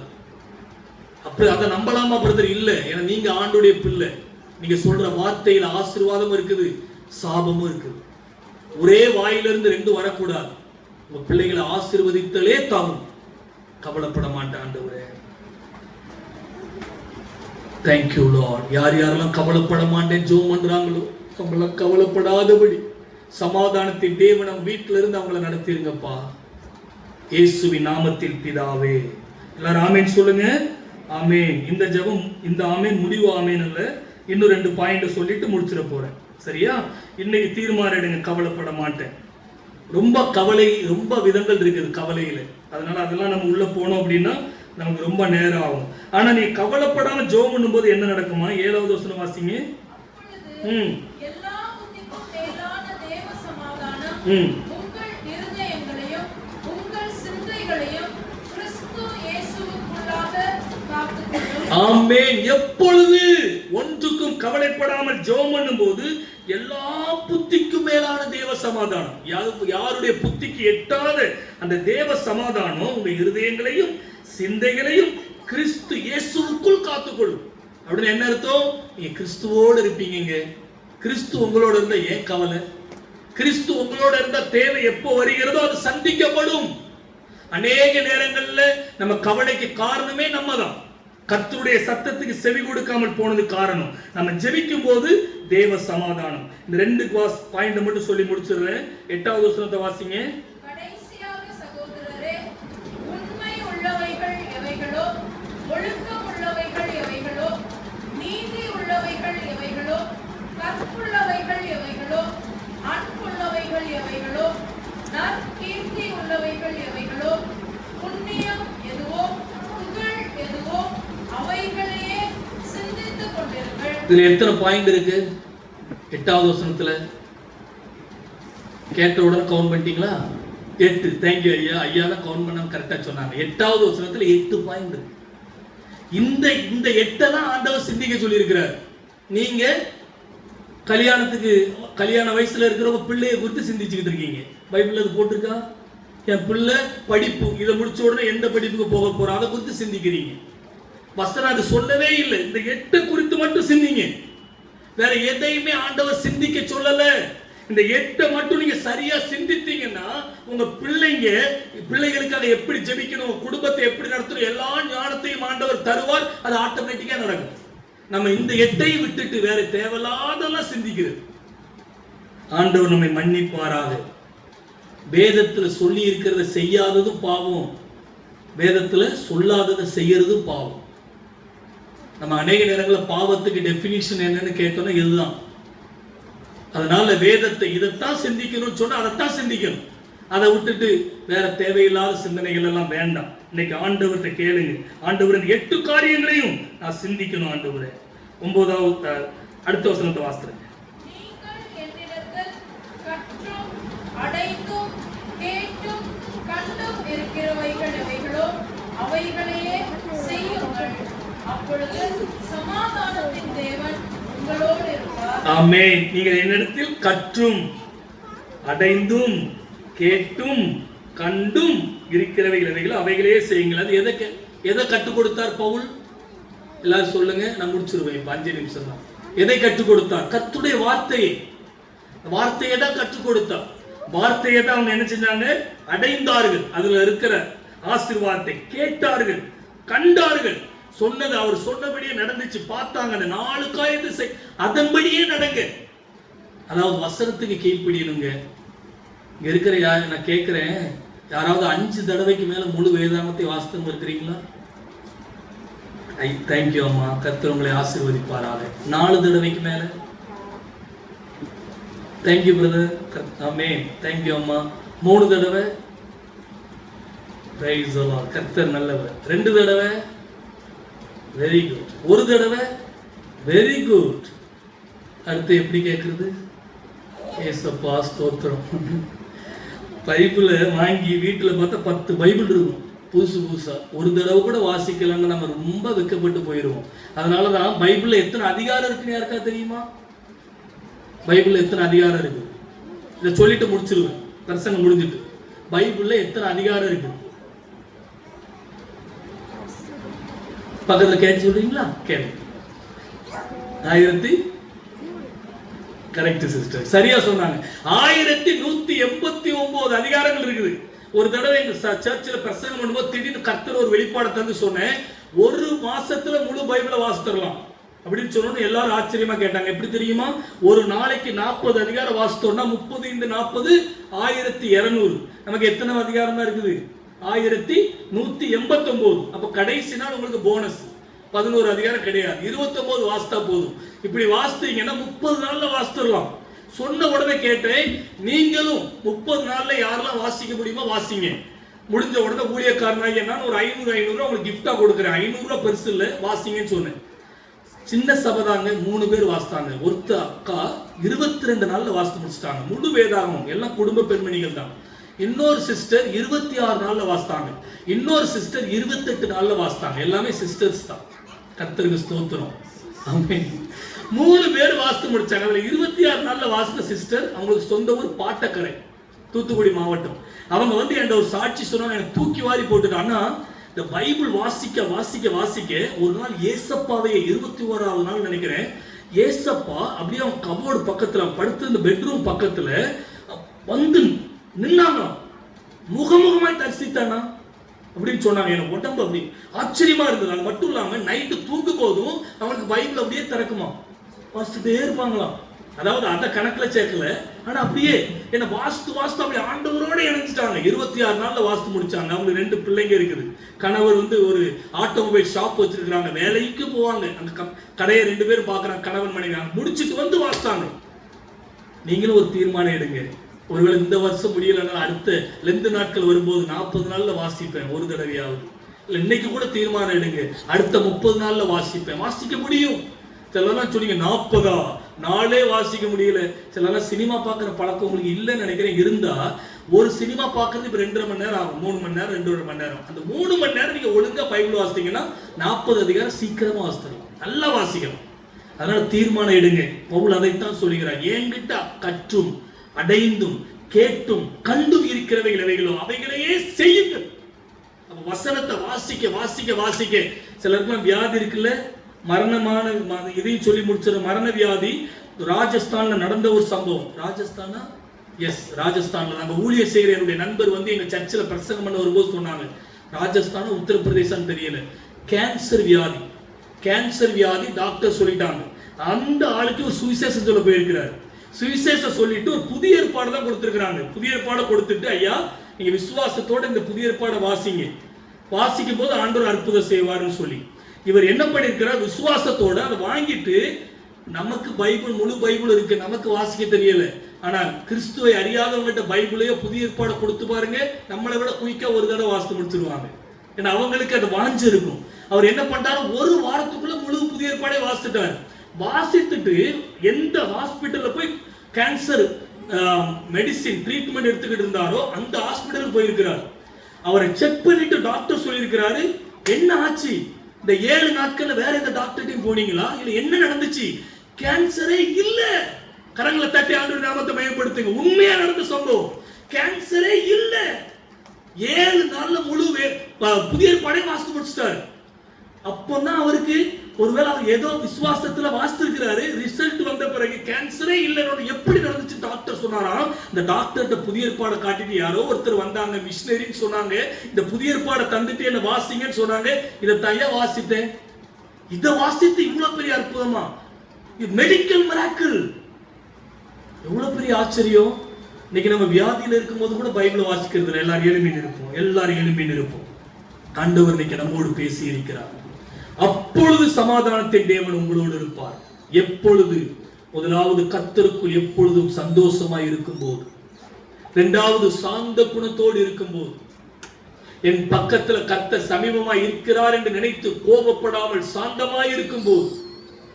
இன்னைக்கு ஆண்கள் இந்த தீர்மானம் எடுங்க, கோபமே படமாட்டேன் ஆண்டவரே. கோபம் ஒரு போராட்டம் தான் வரும், ஆனா முடிந்த அளவுக்கு மேற்கொள்ளுங்க, முடியும். மூன்றாவது, கவலைப்படாமல் ஜெபம் பண்ணுவேன் ஆண்டவரே, கவலைப்படாமல் ஜெபம் பண்ணுவேன். தீர்மானம் எடுப்பீங்களா? கர்த்தர் நல்லவர். நாலாவது, அந்த 8 காரியத்தை மட்டும்தான் நான் சிந்திப்பேன் ஆண்டவரே, வேற எதையும் சிந்திக்க மாட்டேன். உங்களுக்கு இடம் வேணும், வீடு வேணும், அதெல்லாம் சிந்திக்காதங்க, ஜெபம் பண்ணுங்க. அது சிந்திக்க வேண்டிய காரியம் இல்லை, அது ஜெபிக்க வேண்டிய காரியங்கள். 8 மட்டும் சிந்திப்பேன் ஆண்டவரே. ஐந்தாவது, நீங்கள் என்னிடத்தில் கற்றும் அடைந்தும் கேட்டும் கண்டும் இருக்கிறவைகள் எவைகளோ இவைகளையே செய்யுங்கள். ஆண்டவரே, இந்த வசனத்தை நான் வாசித்து அதன்படியே நடப்பேன் ஆண்டவரே. ஒரு தடவை கூட நான் இந்த முழு வேதாகமத்தை வாசிக்கலையே, நான் இன்னைக்கு தீர்மானம் எடுக்கிறேன்ப்பா, நாளையிலிருந்து நான் வாசிப்பேன். ஒருவேளை ஒரு மாசத்துல உங்களால வாசித்து முடிக்க முடியாம இருக்கலாங்க, ஒரு 3 மாசத்துல வாசிக்க முடியும். தீர்மானம் எடுங்க. 6 மாசத்துல வாசிக்கணும், இல்ல ஒரு வருஷத்துல ஒரு தடையாவது நான் முழு வேதாகமத்தில் வாசித்துருவேன் ஆண்டவரே. தீர்மானம் எடுப்பீங்களா? அப்பொழுது சமாதானத்தின் தேவன் உங்களோடு இருப்பார். கண்ணை மூடிக்கிட்டு இருக்கும் போதே சொல்றேன், ஜார்ஜ் முல்லர் என்கிற ஒரு தேவ ஊழியக்காரர் வல்லமையான ஊழியம் செய்தார். வேதத்தை 200 தடவைக்கு மேல வாசித்திருக்கிறார். அதுல 100 தடவைக்கு மேல நேர் முழங்கால் நின்னே வாசித்தாராம். நேர் முழங்கால் நின்னே 100 தடவைக்கு மேல வாசித்திருக்கிறார். நம்ம இன்னைக்கு பைபிள் வாசிக்கும் போது முழங்கால் பிடிட்டு வாசிக்கிறோமா? யோசித்து பாருங்க. ஒரு 2-3 நிமிடம் உங்களுக்காக நான் ஜெபம் பண்ணட்டுமா? இந்த 5 காரியங்களை நீங்க தீர்மானம் இன்னைக்கு நான் செய்வேன் தீர்மானம் எடுக்கிறவங்க, உங்க வீட்டுல தாங்க தேவ சமாதானம் இருக்கும். உங்க வீட்டை விட்டு இயேசு எங்கும் போக மாட்டார். நம் இயேசு ஒரே நேரத்துல எல்லா வீடுகளிலும் பிரசன்னமாக கூடிய சக்தி படைத்தவர். உங்க வீட்டை விட்டு எங்கேயும் இயேசு போக மாட்டார். எங்க வீட்டுல சினிமா சத்தமே இருக்காது தீர்மானம் எடுங்க. சினிமாவே நாங்க ஆன் பண்ண மாட்டோம் தீர்மானம் எடுங்க. கர்த்தருடைய பிள்ளைங்க வீட்டுல கர்த்தருடைய பாடல் சத்தம் தான் கேட்கணும். யாரா இருந்தாலும் சரி, பிரதர் வருவாரு சொல்லுவாரு போவாரு இப்படிலாம் நினைக்காதங்க. நம்ம வீட்டுல தேவ பாடல் சத்தம் தான் கேட்கப்படும். நான் கேட்கல, என் பிள்ளை கேட்கிறான், பிள்ளைக்கான ஜெபம் பண்ணுங்க. அதே பிள்ளை சினிமா பார்க்க மாட்டேன்னு சொல்லுது. தேவையில்லாத காரியங்கள் நம்ம வீட்டுல ஓடவே கூடாது, டிவியில மொபைல்ல இருக்கவே கூடாது. என்ன மன்னிங்க ஆண்டவரே, என்ன மன்னிச்சிருங்க. இந்த 5 காரியத்தை நீங்க செய்து பார்த்துட்டீங்கன்னா உங்களுக்கு மரணத்துக்கு ஏதுவான வியாதியே வராது. ஏனென்றால் இயேசு உங்களோட இருக்கும்போது எதுக்குங்க டயபெட்டிக்ஸ் வரும்? இயேசு உங்களோட இருக்கும்போது ஏன் பிபி வருது? ஏசப்பாவுக்கு அதெல்லாம் கிடையாதே. அப்ப அவர் உங்களோட இருக்கும்போது அது வராது. இதுதான் ரகசியம். இன்னைக்கு அந்த இயேசுவை ஆமென், ஏசப்பா நீங்க என்னோட பேசுனீங்க, நான் தீர்மானம் எடுக்கிறேன். எல்லா தீர்மானம் எடுத்துருங்க. ஒரு நிமிடம் நான் ஜெபம் பண்ணி முடிச்சிடுறேன். ஏசப்பா உமக்கு நன்றி. நீ கர்த்தர் சொன்னதை நான் பேசி இருக்கிறேன். அப்பொழுது சமாதானத்தின் தேவன் உங்களோடு இருப்பார் என்று சொன்ன அந்த வசனத்தில் இருந்து 5 காரியங்களை தியானம் பண்ணி இருக்கிறோம். ஆண்டவரே, நீங்க சமாதானத்தின் தேவன் எங்கள் ஒவ்வொருவரோடு இருந்து எங்களை நடத்துவதற்கு நீங்க விருப்பமாய் சித்தமாய் இருக்கிறீங்க. நாங்க இந்த 5 காரியத்தையும் கடைபிடிக்கணும்பா. இங்க இருக்கிற எல்லாரும் கடைபிடிக்கணும். எங்களை நீங்க நடத்த போயிருப்படி நான் ஸ்தோத்திரம். மீதியான நேரத்தை முழுமையாய் உடைய கரத்திலே தருகிறோம். துதி கனம் மகிமை அனைத்தையும் ஒருவருக்கே செலுத்துகிறோம். இயேசு கிறிஸ்துவின் இனிய நாமத்தில் ஜெபிக்கிறோம் பரலோக பிதாவே. ஆமென், ஆமென், ஆமென். Praise the lord.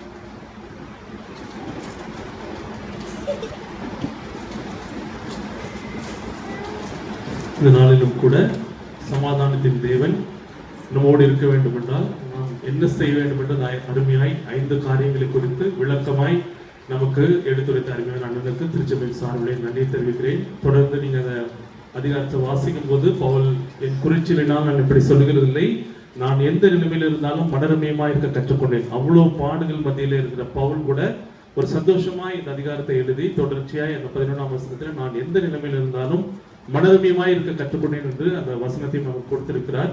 இந்த வசனத்தை, இந்த வார்த்தையை நமக்கு சுமந்த அந்த அருமையான அண்ணனுக்கு திருச்சபையின் சார்பில் நன்றியை தெரிவிப்போம். கரங்களை தட்டி அவருக்கு உற்சாகமாய் நன்றியை தெரிவிப்போம். தொடர்ந்து நாளைய தினத்திலும் 6:30 மணிக்கு இந்த மீட்டிங் நடைபெறும். எல்லாரும் உற்சாகமாய் வந்து இதில் பங்கு பெறும்படியாய் தாழ்மையோடு கேட்டுக்கொள்கிறேன். நாளைய தினம் தான் அண்ணன் நம்மளோட இருப்பாங்க. மீது 2 நாட்களும் David brother Shirley system message கொடுக்குறாங்க. அதனால நாளைய தினத்திலே எல்லாரும் வந்து அருமையான அண்ணனை உற்சாகப்படுத்தும்படியாய் உங்களை தாழ்மையோடு கேட்டுக்கொள்கிறேன். தொடர்ந்து இந்த நாளுக்குரிய காணிக்கை பாடலை பாடல் குழுவினர் பாடுவார்கள். அப்பொழுது காணிக்கை சேகரிக்கப்படும்.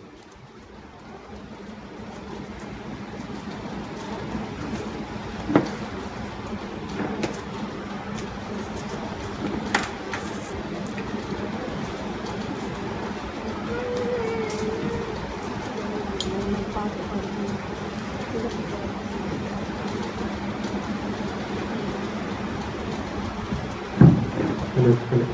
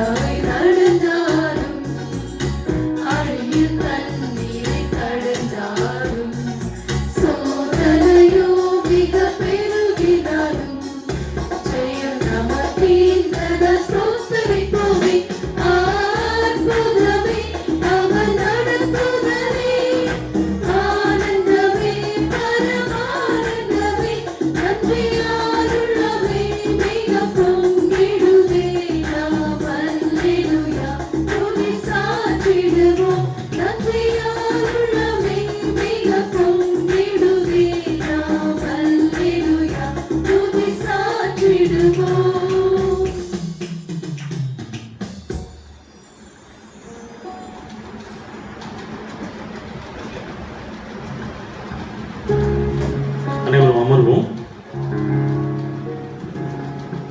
கடந்த வருடத்திலும் இதே நேரத்தில் அண்ணன் நம்மளோடு இருந்தாங்க. அந்த நாட்களிலே நமக்கு மத்தியில் செய்தி கொடுத்தது மட்டும் இல்லை, அநேக பிள்ளைகளுக்காக ஜெபித்தார்கள், தீர்க்க தரிசன வார்த்தைகளை கொடுத்தாங்க. இந்த வருடத்திலும் 3 நாட்களாய் அநேக மக்களுக்காக ஜெபித்திருக்கிறார்கள், தீர்க்க தரிசன வார்த்தைகளை சொல்லியிருக்கிறார்கள். ஒருவேளை நாளை தினத்திலே அதை குறித்தான சாட்சியை நீங்கள் ஒருவேளை பகிர வேண்டுமானால் உங்களுக்காக ஒரு 10 நிமிடம் அதற்காக நாங்கள் ஒதுக்குகிறோம்.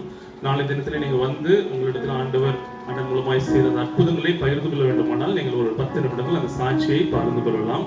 அதை ஒருவேளை நீங்க முன்னாடியே தெரிவித்தீங்கனாலும் நலமாயிருக்கும். நேரத்தில் கூட அருமையான ஆல்பி சைமன் அண்ணனை இறுதி ஜெபத்தை ஏறெடுக்குமாறு அன்போடு அழைக்கிறேன்.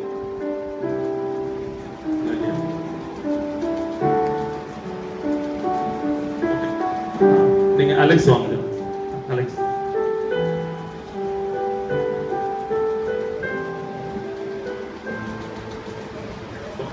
என்ன வந்துட்டான், சாரி என்ன வாங்க. படைக்கப்பட்ட காணிக்கைகளுக்காகவும் இறுதி ஜெபத்தையும் அண்ணன் ஏறெடுப்பார்கள்.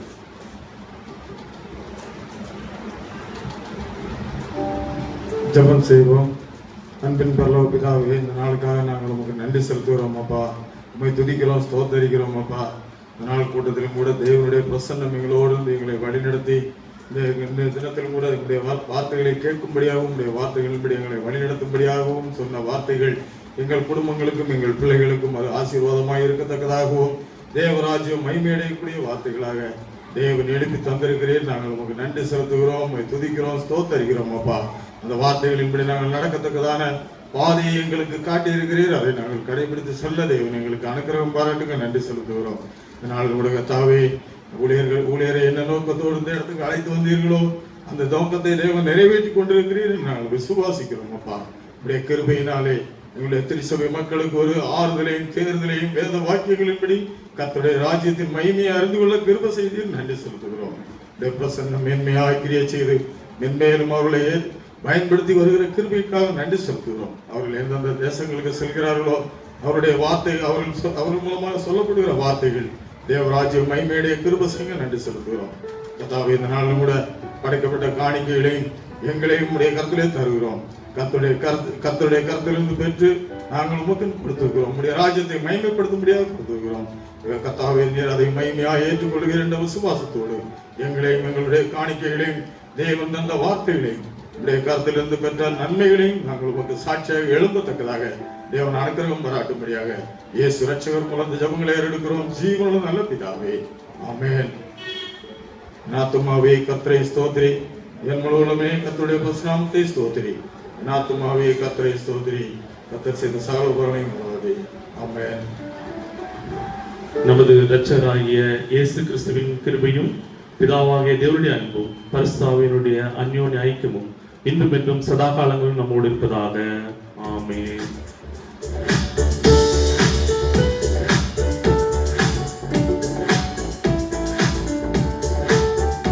நீங்க அண்ணனிடத்துல ஜெபிக்க விரும்பினால் நீங்க இந்த நேரத்திலே ஜெபித்துக் கொள்ளலாம்.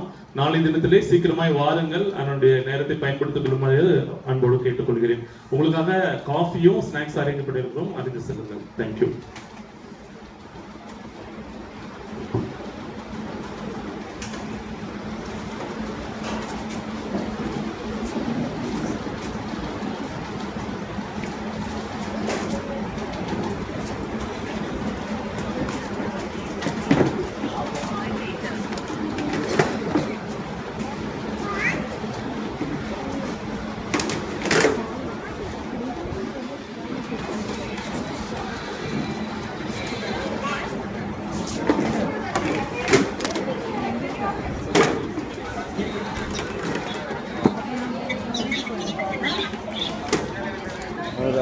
எப்படி ஆஃப் பண்ணுறது?